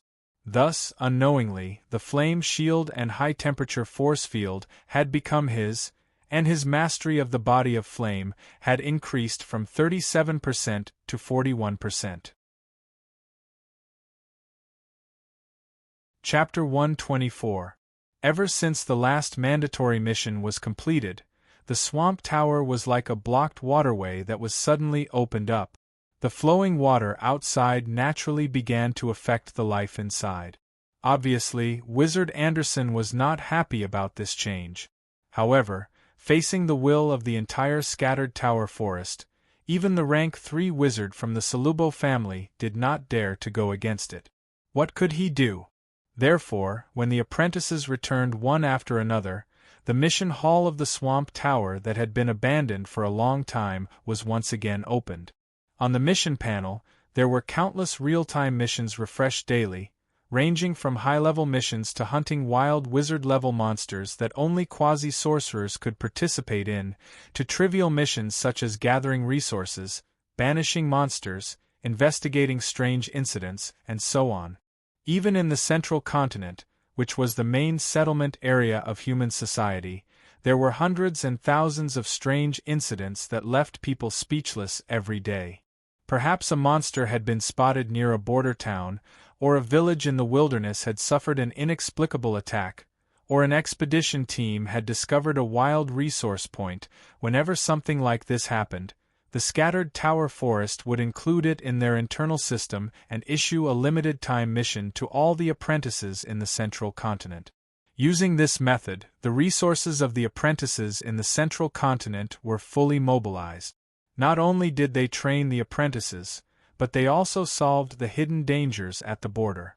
In other words, they also helped the official wizards take on a large part of the protection mission. Grim was able to suppress his temper and stay in his house, consolidating his witchcraft foundation bit by bit. However, Mary and Cabby could not do it. During this period of time, they were like red-eyed prisoners, quietly sifting through the mission hall every day to find their favorite mission. After all, Mary was a bloodline wizard. Relying on witchcraft knowledge alone was undoubtedly too slow. Only by continuously devouring the blood of powerful people could she quickly become stronger.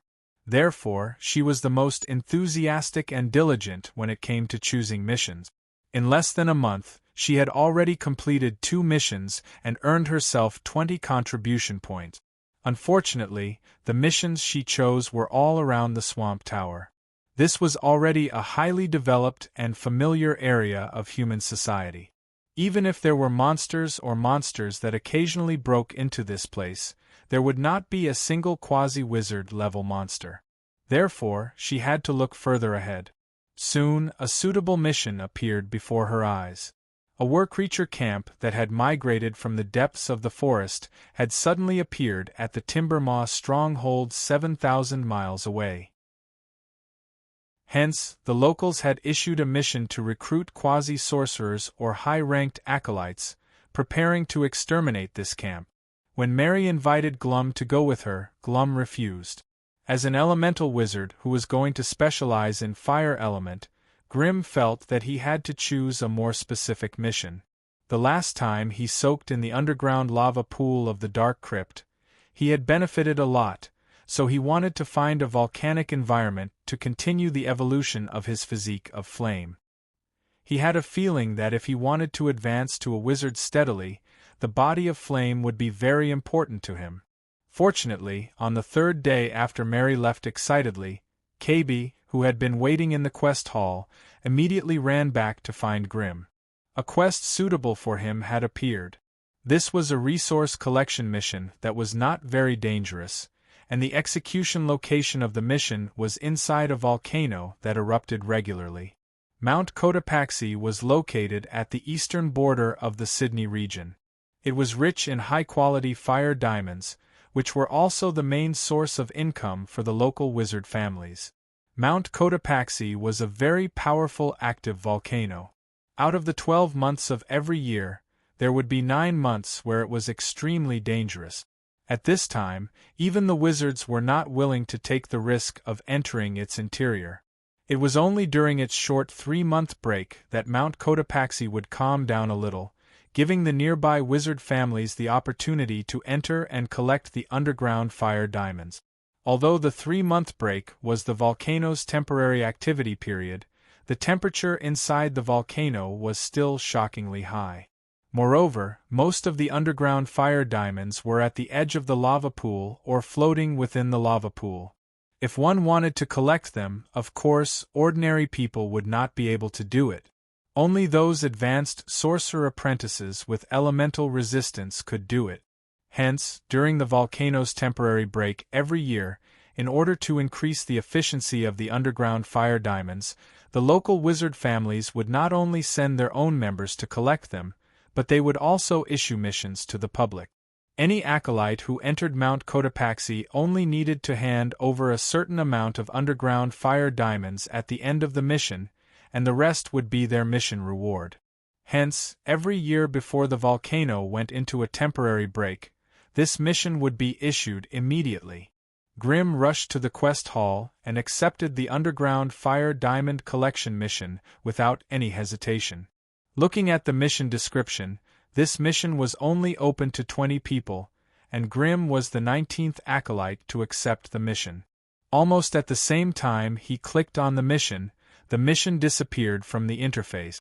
The 20 spots were already filled. The mission required him to report to the mission point in the Sydney region within 15 days, so time was of the essence. Grimm immediately began to make the necessary arrangements.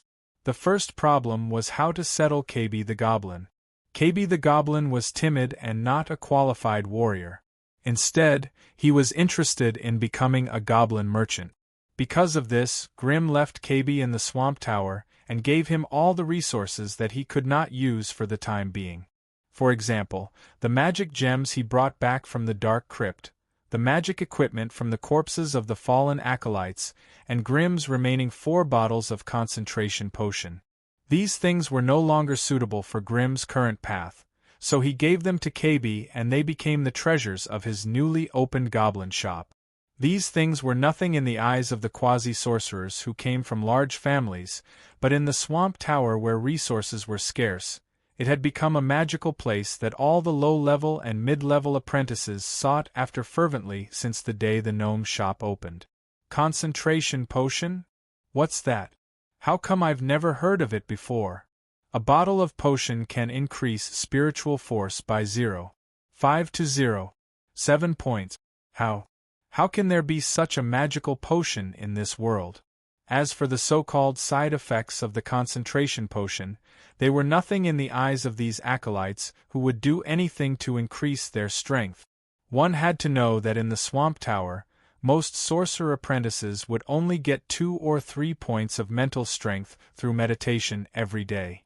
After all, there were very few people like Grimm who could enter deep meditation every time, so a 0.5 increase in spirit meant 3 months of hard meditation for them. In the past, they would have needed 3 months of hard meditation, but now they only needed 1 bottle of potion. How could such a magical thing not make them go crazy? Unfortunately, the exorbitant price made them flinch, and they could only watch with envious eyes as Eagle Eye Crusoe took all 4 bottles of potions in one go. The effect of the concentration potion on high-level acolytes was not as obvious as it was on mid-level acolytes, but for Crusoe, any increase in spiritual force was very precious. He already had 18 points of spiritual force. If he could increase it a little more, he might become a prospective sorcerer. Most low-level acolytes could not get their hands on high-grade items like the concentration potion, but the goblin's eyes were dazzled by the array of magic resources and magic materials. Grimm might only care about fire magic equipment that he could use, but the goblin cabbie was never picky. He used his first pot of gold to buy a large amount of local specialties from the Dark Crypt. Now that he displayed them in his shop, the acolytes in the tower immediately went crazy. Iron tree branches that increased HP regeneration by 1 point, intelligence cloak that increased spiritual force regeneration by 1 point, ogre gloves that increased strength by 1 point, boots of speed that increased agility by 1 point, small antidote, gem of truth that could detect invisible creatures. Although the quality of these magic equipment was not high, they were very suitable for low-level acolytes, and the price was also within the limits of what they could afford. Thus, as soon as they were released, they immediately set off a craze in the Swamp Tower. The goblin cabbie's name also quickly spread. A goblin with such a huge wealth was, of course, very attractive. But anyone with a bit of brains knew that behind this goblin stood a prospective sorcerer and a high-level acolyte. As long as their brains were still functioning, they would know that offending this goblin was equivalent to offending the terrifying Blood Queen. Therefore, after settling Kobe down, Grimm packed his luggage and left the Swamp Tower silently. It would be a miracle if Grim could make it there before the end of the mission if he had to walk or ride a carriage to get there. So after Grim left the magic swamp, he quickly found a public flight point in a nearby town. There was an airship here that they could ride on. The so-called airship was a few grades lower than the airship belonging to the Wizard Association, but it was the most convenient form of transportation in the central region of the continent. When Grim saw the airship for the first time, the muscles on his face twitched. Isn't this the giant hot air balloon from my previous life? A huge, long, cigar-shaped ball floated on top of it. The balloon was obviously sewn from a special magical beast's fur. Below the balloon was a huge cabin. The bottom floor was filled with goods, and the upper floor was occupied by people. It was quite a mystical place. Chapter 125. Pamela Town was the closest supply point to the Cotopaxi volcano. It was also the place where acolytes from other places could report in. It was dinner time when Grim arrived at the town on a slow stagecoach. Pamela Town was a remote but not deserted town. It was not a big town with only one main street. It was the kind of place where you could see the whole town from the street. There were more than 10 wooden houses on both sides of the main street, which looked like normal residences. Apart from that, there was a tavern, a grocery store, a shabby motel, and a population of more than 100. That was all there was to the town. As soon as Grim got off the stagecoach, he could faintly hear a loud rumble coming from the mountains in the distance. This sound was not an occasional occurrence. It had been there ever since Grim approached the mountainous area. The sound was not that obvious from the outskirts. It sounded like thunder in the wild during winter, but when he arrived at the town, he immediately felt the power of nature. This was probably the sound caused by the continuous underground activity of the volcano. Grim couldn't help but be curious about how the residents of the town lived in such an environment for so many years. What made them willing to endure such a harsh environment and stay here? Although it was almost time for Mount Cotopaxi to rest, the towering volcanic cone in the distance was still spewing thick smoke and dust into the air. The town was at the foot of the mountain, less than 7 miles away from the volcano. Due to the influence of the volcano, the sky was always gray. Both inside and outside the town, be it the buildings or the gravel roads, there was a thick layer of volcanic ash everywhere. The person waiting for Grim in the motel was a high-ranked acolyte called Ivan. Judging from the badge on his gray robe, he should be from the local Jubal family. The Cotopaxi volcano belonged to their family. Without their permission, wizards from other places were not allowed to enter the volcano. Seeing that Grim was only a high-ranked acolyte, Ivan did not seem to believe him. He could not help but ask coldly, "Even if the volcano is temporarily resting, it is not safe inside. There are terrifying hot air currents and lava monsters everywhere. Are you sure you can survive inside?" Grim coldly scanned the lobby of the hotel. He waved his hand in the air a few times, and a rune burning with elemental flames floated in the air. His actions naturally attracted everyone's attention. The people sitting at the 6 or 7 wooden tables in the hall couldn't help but turn their heads to look in his direction. To be honest, ever since Grim entered the threshold of the body of flame and was infused with energy from the underground lava, his 2-meter-tall body was quite eye-catching. His dark red long hair and the ferocious aura he exuded made him stand out even more, making him stand out from the crowd. "Oh, so you are a fire element apprentice. As long as you avoid those annoying lava monsters, you might even be able to go deeper." Ivan nodded and handed a white stone to Grim. "That's right." Ivan nodded and took out a white stone and handed it to Grim. This would be his pass to enter the interior of the volcano in a few days. "Go talk to them.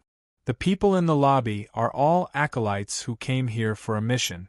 If you can form a team, the mission will be a little easier." Ever since Ivan found out that Grim was a fire element apprentice, he became much more enthusiastic. Grim nodded in acknowledgement and slowly walked to the lobby. He slowly scanned the many unfamiliar faces around the table and finally chose to sit at a table by himself. His main purpose for this trip underground was to complete his body of flame. He was not interested in the rewards of this mission, so he did not have any intention of forming a team with others. Thus, as soon as he arrived, he put on a cold and unapproachable appearance in order to avoid unnecessary trouble. Sorcerer apprentices were all sharp-witted. Since Grim had put on such a show, naturally, no one would bother him again. On the other hand, Grim took the opportunity to observe everyone's situation, so that he had a clear idea of what was going on. The lobby of the small hotel was not big, and the lighting was extremely dim. There were about 17 acolytes sitting there. Only 2 of them were prospective sorcerers, and the rest were advanced sorcerers like Grim. This was in line with the characteristics of this mission. In order to collect resources in the underground volcano, one had to endure the extreme environment and deal with the lava monsters, fire spirits, and other elemental creatures that lived in the volcano. Advanced sorcerers were the lowest requirement for this mission.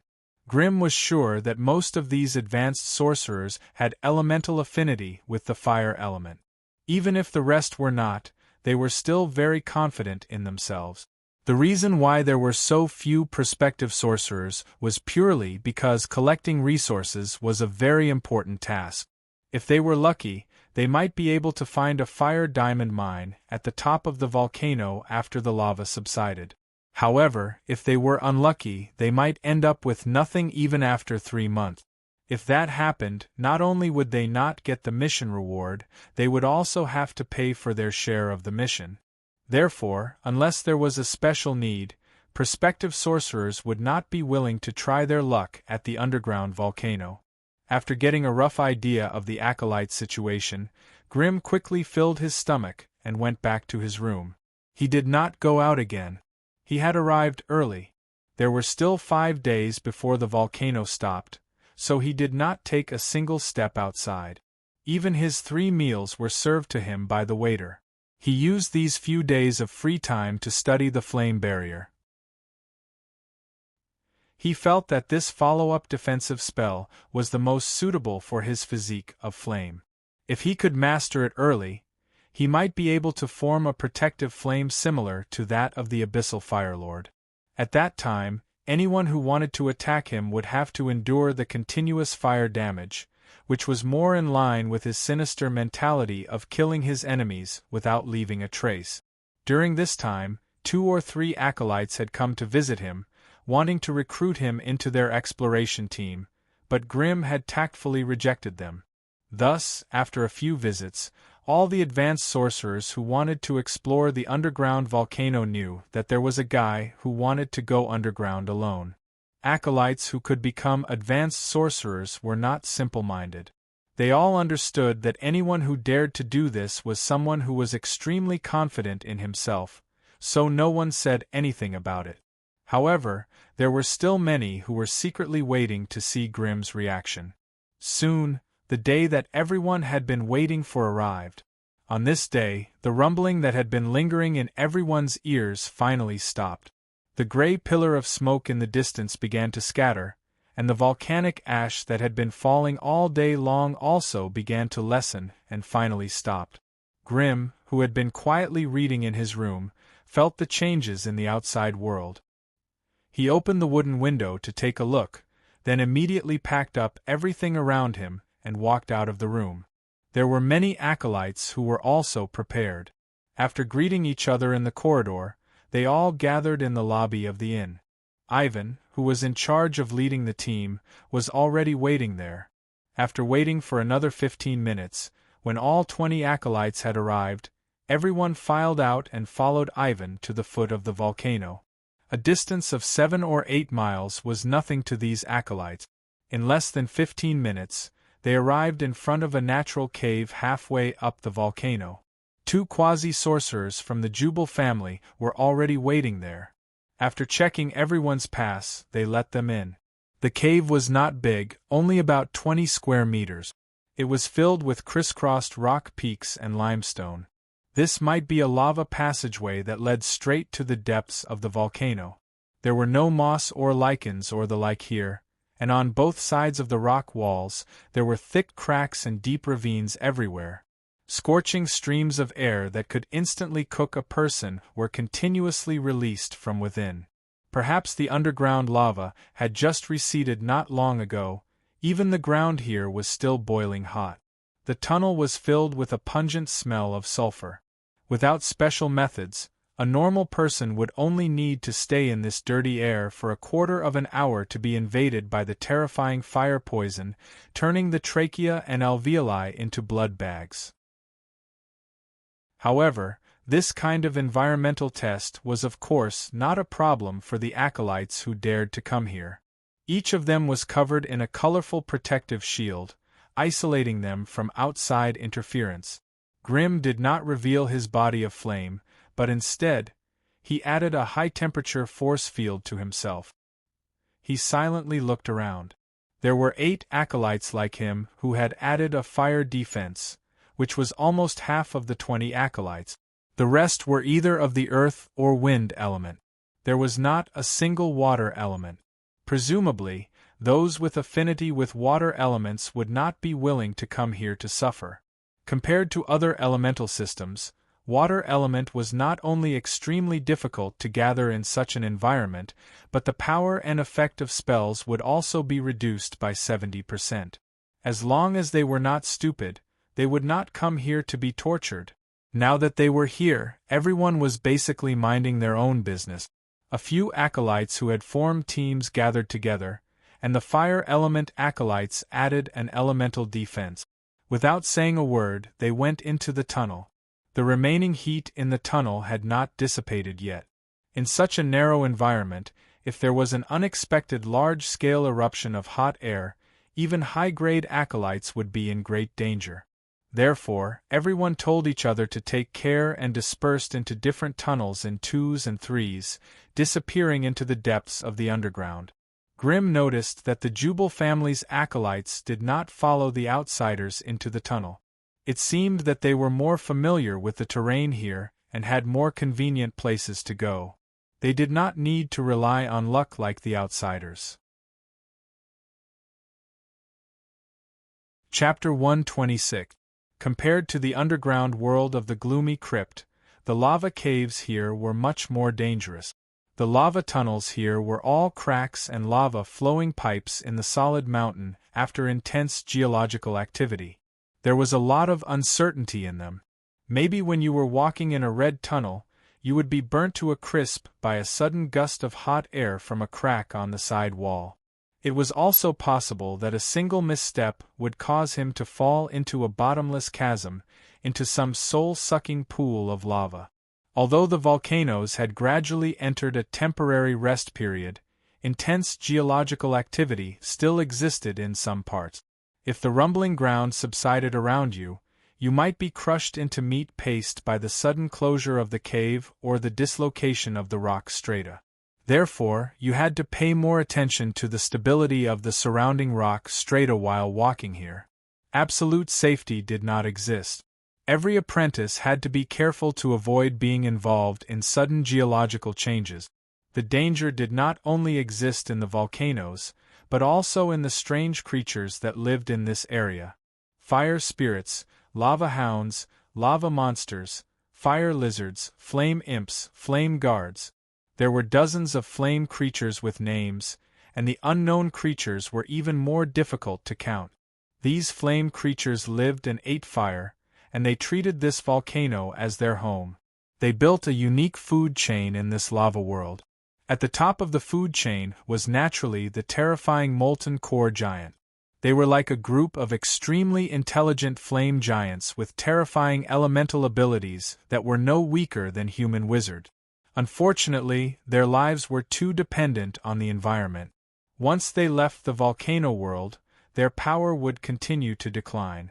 Therefore, all the molten core giants lived in the deepest part of the underground volcano and were rarely seen in the outside world.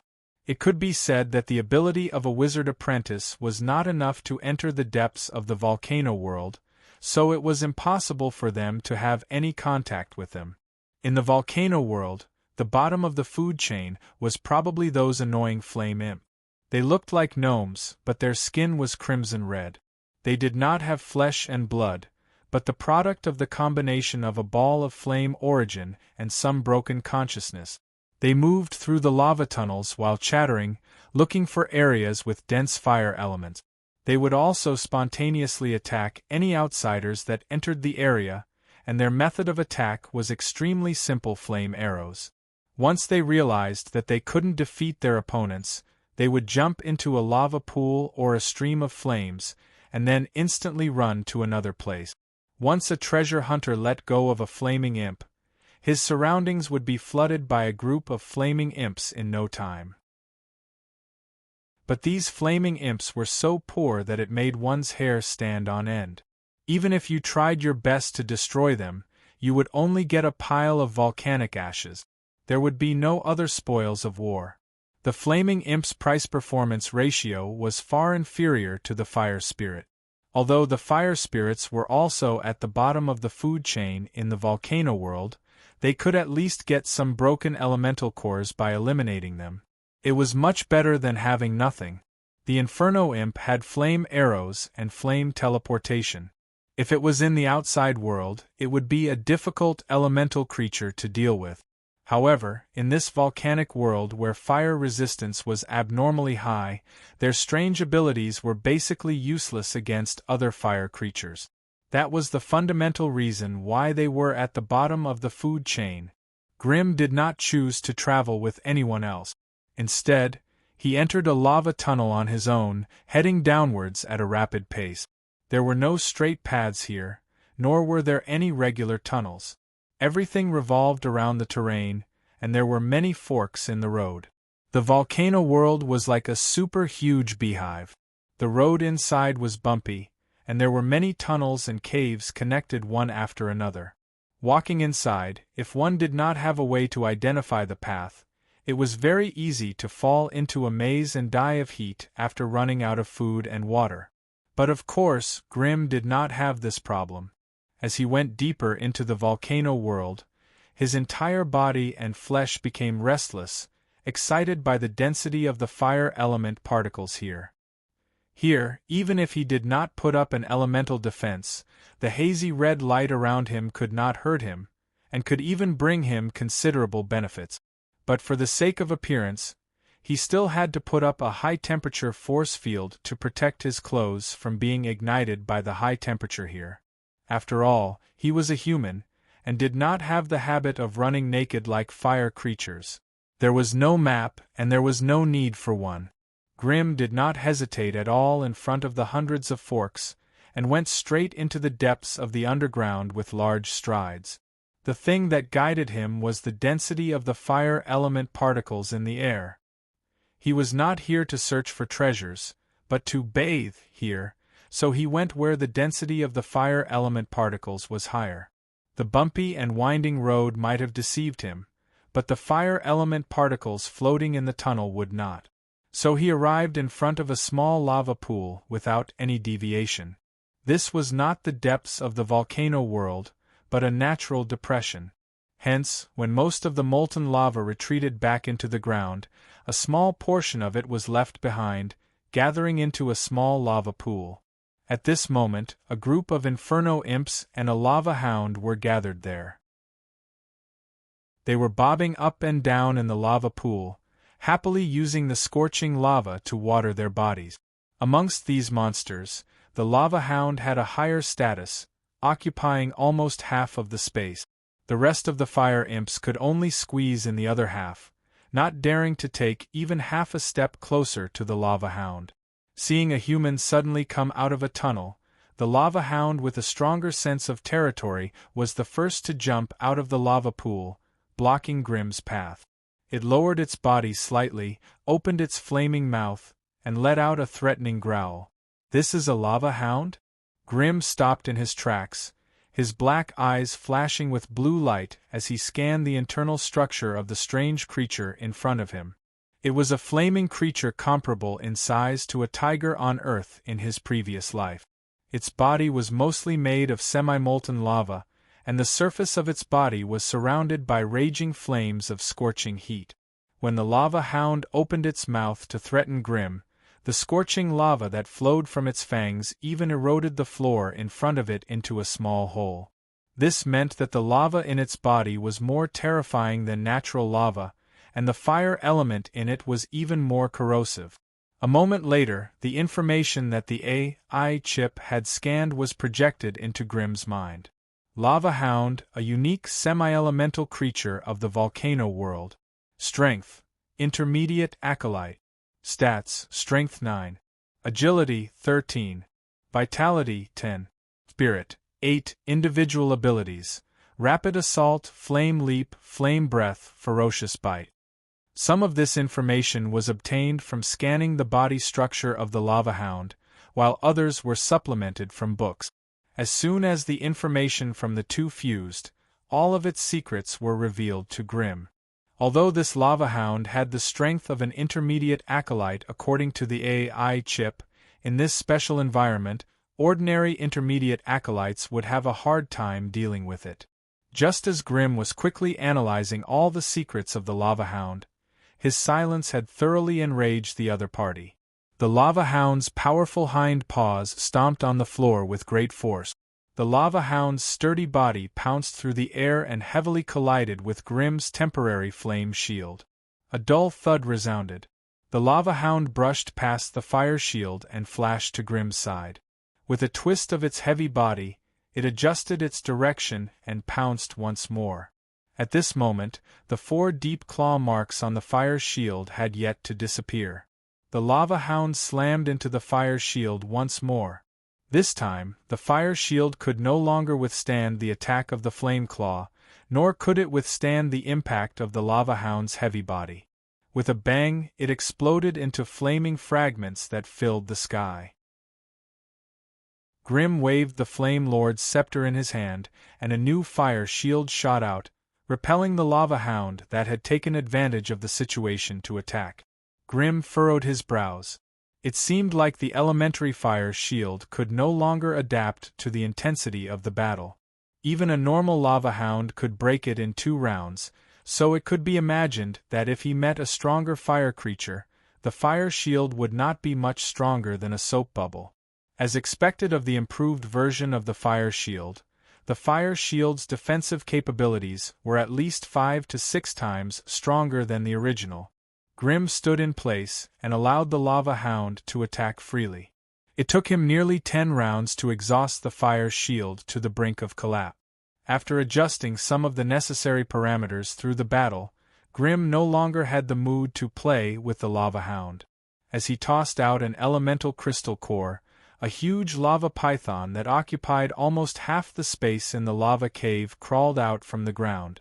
Seeing the sudden appearance of this intruder, the Lava Hound pounced forward without any regard for its own safety, vowing to defend its territory with its life. Unfortunately, its self-righteous attack was a farce in front of the lava python, which had a huge advantage in size. Before it could bite off a few rocks from the lava python's body, its body was bitten by the Lava Hound. The Lava Hound was smashed into the ceiling of the cave, and was torn into pieces. After the Lava Hound's body disintegrated, Grim picked up a piece of burning flint from the scattered lava fragments. This was the only valuable thing in the Lava Hound's body. Grim stayed where he was and began to deal with the flint, while the lava python slithered towards the remaining flame imps. An endless stream of fire arrows rained down on the greenish-gray head of the lava python, leaving only shallow holes the size of eggs. This kind of damage was not even enough to tickle the lava python, whose body was made of rock. It slithered towards the Lava Hounds, swung its tail, and crushed them with its body. In just a short while, it had eliminated most of the flame imps. Chapter 127. When the area quietened down again, there were no longer any flaming creatures in sight. The rock python was responsible for patrolling the perimeter while Grim took off his clothes and walked into the lava pool naked. The boiling magma soon drowned his ankles, calves, and thighs. Every time the bubbles that were stirred up burst, a scorching air current that was hundreds of degrees Celsius would be spat out from inside. However, Grim did not seem to feel anything and continued to go deeper, allowing the sticky lava to engulf his body and head. As the terrifying heat continued to pour into his body, Grim felt every cell in his body rejoice. However, while the fire elemental energy continued to rise, he could not feel the joy of his spiritual force increasing along with his body like before. It was as if the lava pool lacked a basic element that could allow his physique of flame to evolve. Grim stood up from the pool of fire and looked at the area with a puzzled expression. Finally, he could not help but ask, Chip, analyze the situation. What is preventing the physique of flame from evolving? In the next second, countless pieces of analysis information rolled past his eyes, and finally disappeared one by one, leaving only the final conclusion in front of him. The reason why the lava pool could not evolve the physique of flame was most likely due to the fact that it could not reach the core of the volcano. This was only a small area left after the lava lake retreated, and it had lost direct contact with the core of the volcano. It seemed that there was no point in just wandering around the periphery. Only by going deep underground and finding the lava lake that connected to the core would he be able to make this trip worthwhile. However, bathing in the lava pool wasn't without its benefit. Grim's psychic power penetrated into the sticky magma and soon found something strange under the wall of the pool. Grim walked to the southeast corner of the lava pool and used a high-temperature force field to force away the magma nearby, exposing the pool wall that was red from the heat. Grim transferred the Flame Lord's scepter to his left hand and gathered fire elemental energy in his right hand before stabbing it into the soft wall. When he pulled his right hand out, he found a rock the size of an egg in his palm. As the fire elemental energy surged into the wall, the outer layer of the rock began to soften like hot wax, revealing the blazing red light within. An underground fire diamond. It was only the size of a thumb, and judging from its quality, it was only average. However, even such an ordinary fire diamond could be sold for 120 magical crystals in the Mystic Arts store. As for the acolytes who entered the volcano this time, they only needed to hand over 5 similar fire diamonds to complete the quota of the mission. As for the other rewards, they could all be used as personal rewards for the acolytes. Since this place wouldn't be of much help to him, Grim didn't want to stay here any longer. He hurriedly put on his clothes and led the rock python to the next fire elemental concentration point. An hour later, although the underground cave was still empty, there was a strange sound of light footsteps. A moment later, a blurry human figure appeared at the edge of the pool of fire. It was a young man with shoulder-length brown hair. His face was cold and grim, and his exposed neck was covered with mysterious witchcraft runes, which added a strange feeling to him. He was one of the 2 foreign quasi-sorcerers that Grim had marked out. As soon as he arrived at the cave, he was slightly stunned. As a quasi-sorcerer, he had always acted alone and didn't want to team up with rookies. With his strange invisibility ability, most fire creatures couldn't detect his existence. This allowed him to avoid most of the pointless battles and arrive here without a hitch. However, judging from the burning lava left behind by the lava hounds and the volcanic ash left behind by the flame imps, as well as the traces left by the large reptiles, he was sure that someone had already entered this place. Tamora silently stood at the edge of the pool of lava and quickly scanned the area with his mind power. However, he didn't find anything. It seemed that even if there was something here, it had already become the spoils of war of the previous intruder. How could someone be faster than him? Could it be another quasi-sorcerer? With some doubts in his mind, Timur could only change his route at the last minute. He didn't want to follow behind another strong person and eat the leftovers.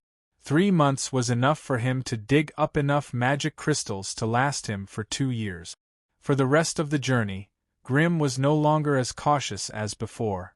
Instead, he became unrestrained and passionate.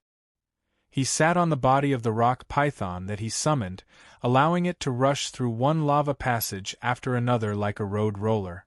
As long as the passage was big enough, he could rush through it in one go. If the passage was not big enough, it would become big enough after the rock python squeezed through. After all, with the frequency at which the rock python repaired its body, some damage to its body would not cause it any harm. Along the way, the rock python would directly crush the small fire creatures it encountered. If it was a medium fire creature, it would smash it into pieces before crushing it. As for the desperate counterattacks from the fire creatures, they could only add 1 or 2 insignificant wounds to the rock python's body. They could not stop the rock python's unstoppable momentum. Grim didn't bother to pick up the flints and shattered cores dropped by the fire creatures. He let the rock python swallow them all and would slowly sift through them when he needed to rest. Moreover, there would be lava pools of varying sizes at every point where the fire elements were concentrated. The only thing Grim had to do was use his mental strength to penetrate through the sticky lava to find the underground fire diamonds that were hidden in the rock strata or wrapped in the rocks. Of course, he would occasionally find some magical gems or special metal ores. Thus, as he rushed forward, Grim saw a few other common fire creatures. Fire spirits could be said to be the most numerous in the volcano world. They were usually human-shaped flames that were more than a meter tall and could walk freely. They had no eyes, ears, nose, or mouth. They did not have any internal organs. Their bodies were made up of steaming flames and could not stray too far from the lava pools. Against this kind of fellow that had no physical body and was just an amalgamation of elements, the rock python could rely on its heavy and tough body to directly crush it, so it didn't even have to fight. Grim would not be able to obtain any spoils of war from such a poor wretch. The fire lizards were a type of fire-type magical beast. They had flesh and blood and liked to ambush their enemies in the dark like normal large lizards. However, the underground fire lizards not only had thick skin and flesh, but also had the ability to spit fire and had outstanding fire resistance. They liked to hide at the edge of the lava pools and wait for fire creatures to fall into their trap. The highly concentrated flints and cores in the bodies of the fire creatures were their favorite delicacies. Before Grim entered the underground, he had already done some preliminary research on the volcano world. In order to save as much time as possible, he would not come out until the end of the time limit. The most urgent problem was the problem of food and water. Apart from the water pouch in his storage belt, Grim could also gather water elements to solve the problem of drinking water. Although he had an affinity with the fire element and it was difficult to summon a waterman in a lava volcano, it was not a problem for him to solve the problem of drinking water. The only problem left was food. The amount of food Grim had brought with him was only enough for a week. No matter how much food they had, it would be difficult to preserve them in such an extreme environment. Grim could not feed on fire like a flaming creature, so it was necessary for him to search for a new type of food underground. In the volcano world, the only creatures with flesh and blood that could be used as food were the fire lizard. However, the flesh of the fire lizards was tough and coarse, and their blood was hot and fishy. If not for the fact that the fire energy in their flesh was beneficial to the body, Grim would not be willing to torture his stomach. These small to medium-sized fire creatures were not a threat to Grim, but the stronger lava monsters and flame guards were difficult to deal with. The lava monsters and lava hounds were basically two creatures made from the same mold, except that one was humanoid and the other was canine. As for the lava hounds, the lava pythons only needed to ram and bite them to tear them apart. But against the lava monster, this trick was no longer useful. The lava monsters were humanoid fire monsters with intermediate intelligence. Their bodies were covered with volcanic rocks of all sizes, and normal spells would not be able to penetrate their hard rock armor. They were also extremely cunning, and would not be unable to differentiate between the enemy and their allies like the lava hounds. The lava monsters loved to guard the lava pools that they regarded as their home, and would not allow outsiders to take a single step inside. The lava monster's attack style was similar to that of a fire magus, with spells such as Flintstone's Throw, Ignite, Flame Storm, and the like. Whenever they wanted, they would use fire spells to turn the entire lava cave into a sea of fire. Faced with these long-range attacks, Grim could only command the rock python to rush into the lava pool and engage in melee combat. Although the rock python and the lava monsters were both high-grade creatures, the rock python had the advantage in size and strength. Both sides engaged in an earth-shattering melee battle in the lava pool. The final victor would be the rock python, which was larger, more powerful, and had a higher vitality. However, after a fierce battle, the rock python's thick and sturdy body was successfully slimmed down. After all, it was only an Earth-type monster mantis. Fighting against an opponent of the same rank in its opponent's territory, the immersion in the lava pool had caused great damage to its body. Therefore, every time a lava monster was killed, the rock python's thick body would shrink by at least 3 times. Chapter 128. The lava monster looked like a human, but the flame guard was a pure fire creature that had been reincarnated from an evil creature. It was tall and ferocious, and its body was covered in sharp rocks and thorns. Its strength was about the same as the rock python's. Therefore, when it swung its huge stone fists and clashed with the rock python, the entire lava cave trembled and swayed violently. The two enormous creatures were entangled in each other's embrace, tumbling and rolling around in the cave. The noise they created was no less than a world-class battle between monsters. Even Grim could only retreat to avoid the splashing rock fragments and falling rocks from above.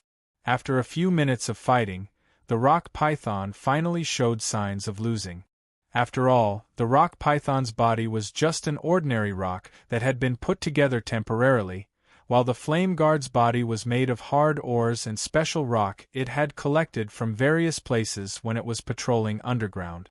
Therefore, once it lost its advantage in size and strength, the rock python would not be able to defeat such a fierce opponent. However, for Grim, magic puppets had always won through numbers. If one couldn't defeat it, then he would send 2. A moment later, the second rock python appeared in the midst of a series of loud rumbling sounds.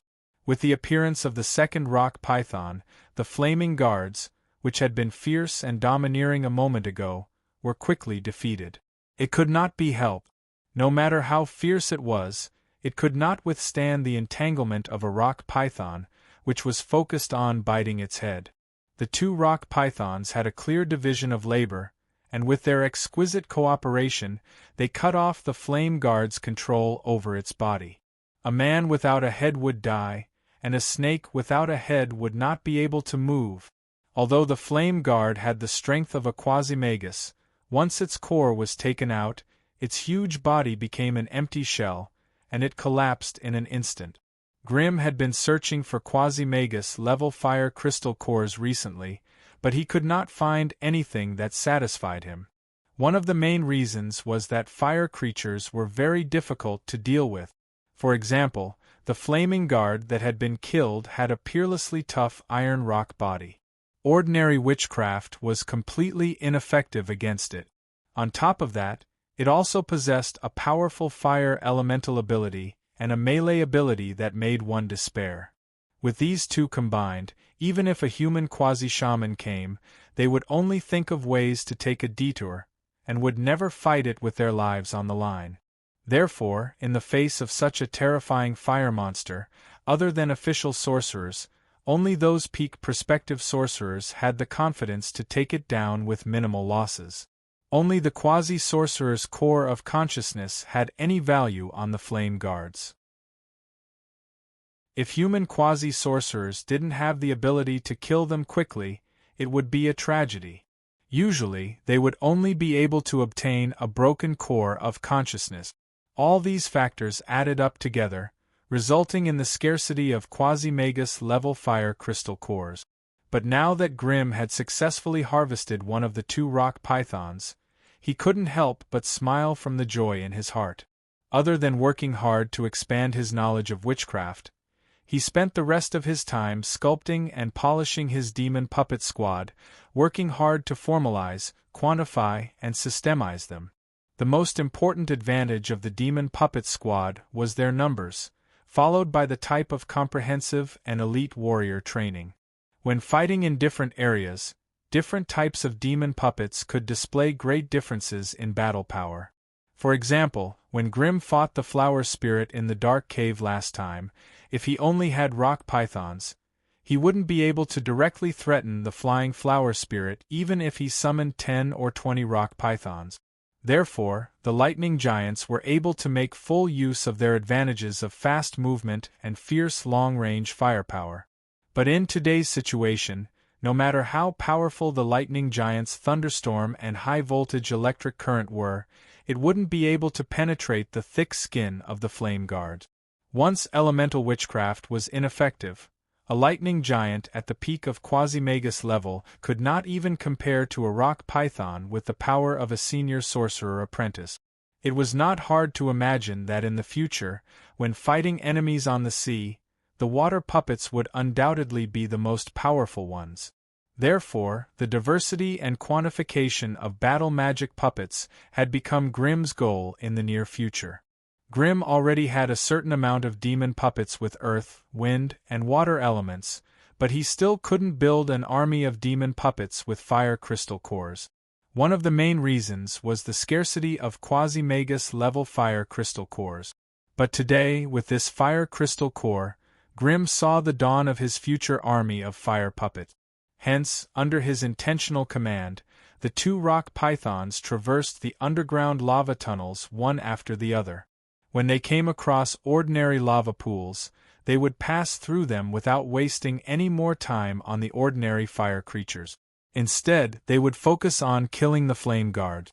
Therefore, as Grimm moved further down, apart from 2 fire diamonds, 7 fire stones, a large pile of different types of gemstones and ores, he also found 4 quasi-magus level fire crystal cores.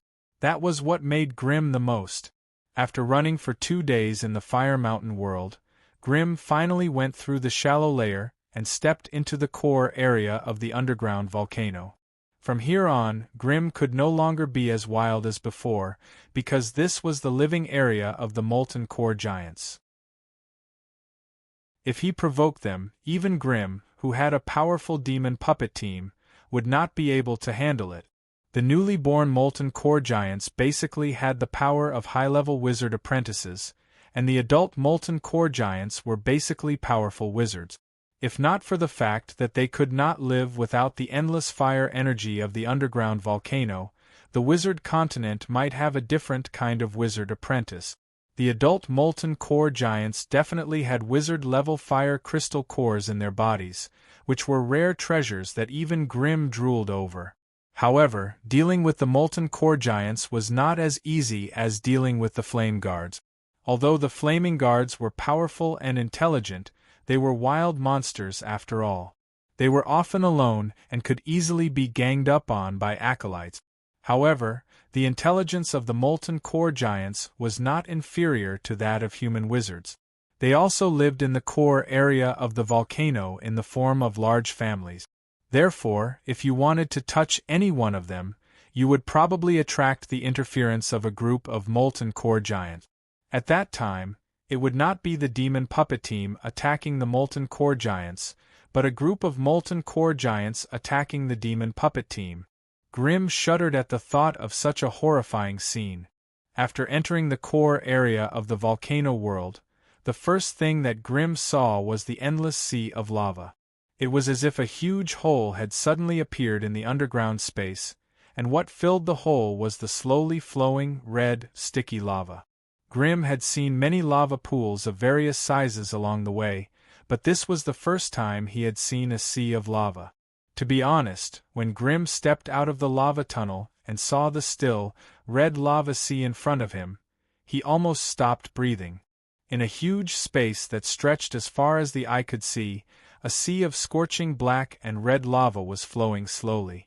The surface of the lava sea was more than 100 meters away from the top of the cave, and the whole space was illuminated by the thick streams of lava that erupted from time to time. In addition to the shockingly high temperature of the lava, there were also some strangely shaped rocks floating in the sea of lava. Some were only the size of a washbasin, while others were the size of a house. They floated on the surface of the lava, resembling islands. On these islands of varying sizes, the thick rock pillars and peaks were embedded with strange gems of different colors. Among them, there was no lack of fist-sized fire diamonds. Even fire diamonds the size of a human head could be found.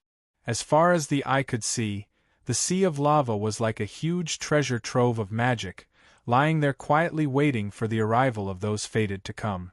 However, the environment here was undoubtedly extremely terrifying. According to the AI Chip's detection, the temperature at the edge of the sea of lava was close to 1,000 degrees, and the temperature in the inner regions had soared to more than 2,000 degrees. In such an environment, without the support of spells, even a quasi-magus would instantly turn into a pile of bones.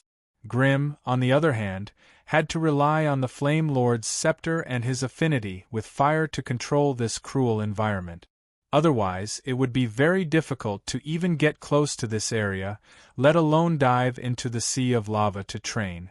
Grim waved his hand to disperse the 2 rock pythons and put away the magic puppet cores. After carefully inspecting the surroundings, he hid his equipment and clothes in a pile of rocks, then clenched his teeth and jumped into the sea of lava. Piercing pain. A piercing pain. The moment he entered the sea of lava, the terrifyingly high temperature instantly caused Grim to hover between life and death. His entire body felt like it was being pierced by tens of thousands of steel needles, and the intense pain caused Grim's consciousness to blur. Like a steak placed on a frying pan, his skin and flesh sizzled in the boiling magma. Thick black smoke was emitted from Grim's body, and a burnt smell began to fill the air. Compared to the torment of his flesh and blood, Grim's spiritual world was unprecedentedly lively. Fire elemental energy surged into his body like a flood, constantly cleansing his body and improving his spiritual seed bit by bit. Along with the fire elemental energy, there were obviously other mysterious factors that were hard to distinguish and capture, constantly strengthening Grim's innate fire elemental energy and forging a new body of fire for him. Usually, only those elemental sorcerers who had successfully advanced to a higher level could withstand such a violent body transformation by controlling their physical bodies with their powerful mental strength.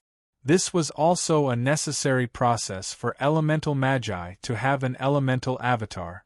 Only when the body and spiritual force were of the same frequency and quality would they be able to lay a solid foundation for the elemental essence conversion. Chapter 129. Only tribulations could bring true growth to a person.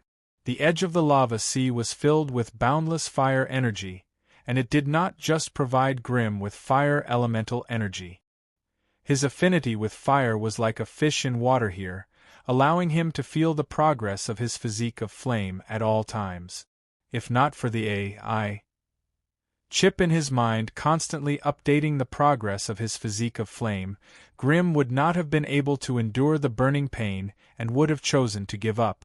Ever since his physique of flame had stopped progressing in the dark crypt crimson world, under the impact of the even more violent fire energy this time, the progress of his physique of flame, which had been stuck at 17%, skyrocketed, leaving him in a state of pain and happiness.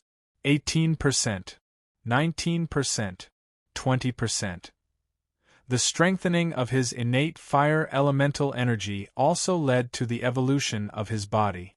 Some of the organs and flesh that were not compatible with his innate fire elemental energy were burnt to ashes by the surging fire elemental energy. New parts of his body quickly regenerated under the support of the powerful energy, replacing the old organs. This process was originally chaotic, and he relied on his body's instincts to carry it out. However, with the AI chip's fine control of his body, Grimm was able to ignore the intense pain of his body and focus on the balance between the rate at which the fire elemental energy entered his body and the rate at which his body regenerated. Although it was good to evolve both his spirit and body, he needed to grasp the appropriate degree. Without a strong physique, normal acolytes would not be able to withstand the violent transformation of their bodies. Hence, after soaking in the lava sea for half an hour, the progress of his physique of flame rose from 17% to 23%, and Grimm had no choice but to give up. When he climbed to the top of the cliff that was piled with rubble, boiling hot lava flowed down his body, burning the volcanic rocks under his feet and making sizzling sounds. After the lava flowed down, an ugly body of black and red was revealed. The black part was the charred skin, which began to peel off and fly in the air in the terrifyingly high temperature. The red part was the regenerated flesh, which was exposed to the high temperature. However, it was obvious that his resistance to fire was much higher than before. Although the body of the past was part of Grimm's body, it was not completely compatible with fire elemental energy. Now, after being transformed by the abundant fire energy and combined with his powerful flesh regeneration ability, he had formed a body that was most compatible with his innate ability. However, such a body transformation couldn't be accomplished overnight. Grimm's physique was still too weak. If the transformation was too fierce, it would easily cause his entire body to lose balance and collapse. That was why he only tried it briefly. The moment the AI chip detected that his physical body had reached its limit, it sent him a warning of danger, and he immediately stopped the training of the body of flame. At this moment, his body looked a little thinner than before, but he seemed more capable. However, compared to the glory on the surface, his internal organs, bones, and tendons were already covered in cracks and hidden injuries of various sizes. Before his body's injuries were healed, he had to temporarily stop this overly wild body modification. After stopping by the shore for a while, Grimm waited for himself to adapt to his new body. Only then did he put on his clothes, and without looking back, he entered the densely packed lava tunnels on the walls. About half an hour's journey away from the lava sea, Grimm found a semi-sealed fiery lava cave. He made some simple modifications to it and turned it into his temporary camp. During this period of time, he would probably have to stay here day and night, waiting for his body to recover. He released a rock python and had it use its thick body to block the only entrance. This way, he wouldn't have to worry about being ambushed while he slept. The rock python's body was made of rock anyway. As long as it curled its body and suppressed the undulations of its consciousness, it would be able to deceive people by pretending to be a wall. In a depression in the middle of the cave, Grimm took out a pile of flint to use as fuel, and began to cook a magic energy meal. Since they were both fire-type magical beasts, Grimm's stomach rumbled with hunger after a simple barbecue. It had to be said that with the improvement of his physique and strength, some of the overly tough and sour magical beast's flesh had also become part of his diet. Although his cheeks would ache for a long time after he finished eating and drinking every time, he felt that his cheeks would ache for a long time. Although his cheeks would ache for a long time after he finished eating and drinking, he felt that the pain was worth it. After finishing the magic energy meal and gulping down a gallon of clean water, Grimm lay down on the blanket in satisfaction and fell into a deep sleep. This time, he did not meditate. His broken body could not withstand any more changes, and the only thing he needed the most right now was pure sleep without any worries. While he was in a good sleep, he did not know that at this moment, an unforeseen event that was related to him was happening in the sea of lava. At an unknown time of the day, an extremely strange warship floated over the sea of lava. The reason why it was strange was because the warship was actually modified from a floating rock island. The rough body of the ship looked ragged and did not have any sails. Tall figures could be seen on the ship. It was a group of tall stone golems that resembled stone puppets. Their entire bodies were pieced together from extremely hard granite. There were many huge cracks on its thick, 4-meter-tall body, and the scorching hot flames in its body spread out from these cracks, forming balls of terrifying flames of different colors on the surface of its body. The protective flames of the mature ones were golden, while the young ones were bright red. They had a humanoid body and 4 limbs, as well as an uneven head. However, their eyes, ears, mouth, and nose were not as orderly and smooth as humans. Instead, they looked more like a messy lump of stone. In the place of their eyes were 2 deep holes, and the light of magical gems could be vaguely seen in them. Their noses and ears were black beehives, while their mouths were cracks that stretched across their faces. If they were all opened, it would not be a problem to swallow a wild boar. The mysterious warship traversed through the viscous slurry of lava agilely, avoiding the larger floating islands. As for the smaller rocks, they did not avoid them and directly smashed them into pieces, allowing them to become debris floating on the sea of lava. From time to time, the tall giants on the ship bent down and reached their huge hands into the terrifyingly hot lava, scooping up magical gems or metal ores with a special elemental rhythm. For the guardians that patrolled the sea of lava, not everything could catch their eye. Every item they scooped up would be held in front of their eyes and carefully appraised. Only those with good quality would be thrown into the cabin. There, the bottom of the huge warship was already covered with a thick layer of spoils of war. As for the magical gems and metal ores of ordinary quality, the tall giants threw them back into the sea of lava, allowing them to melt into a part of the vast sea of lava.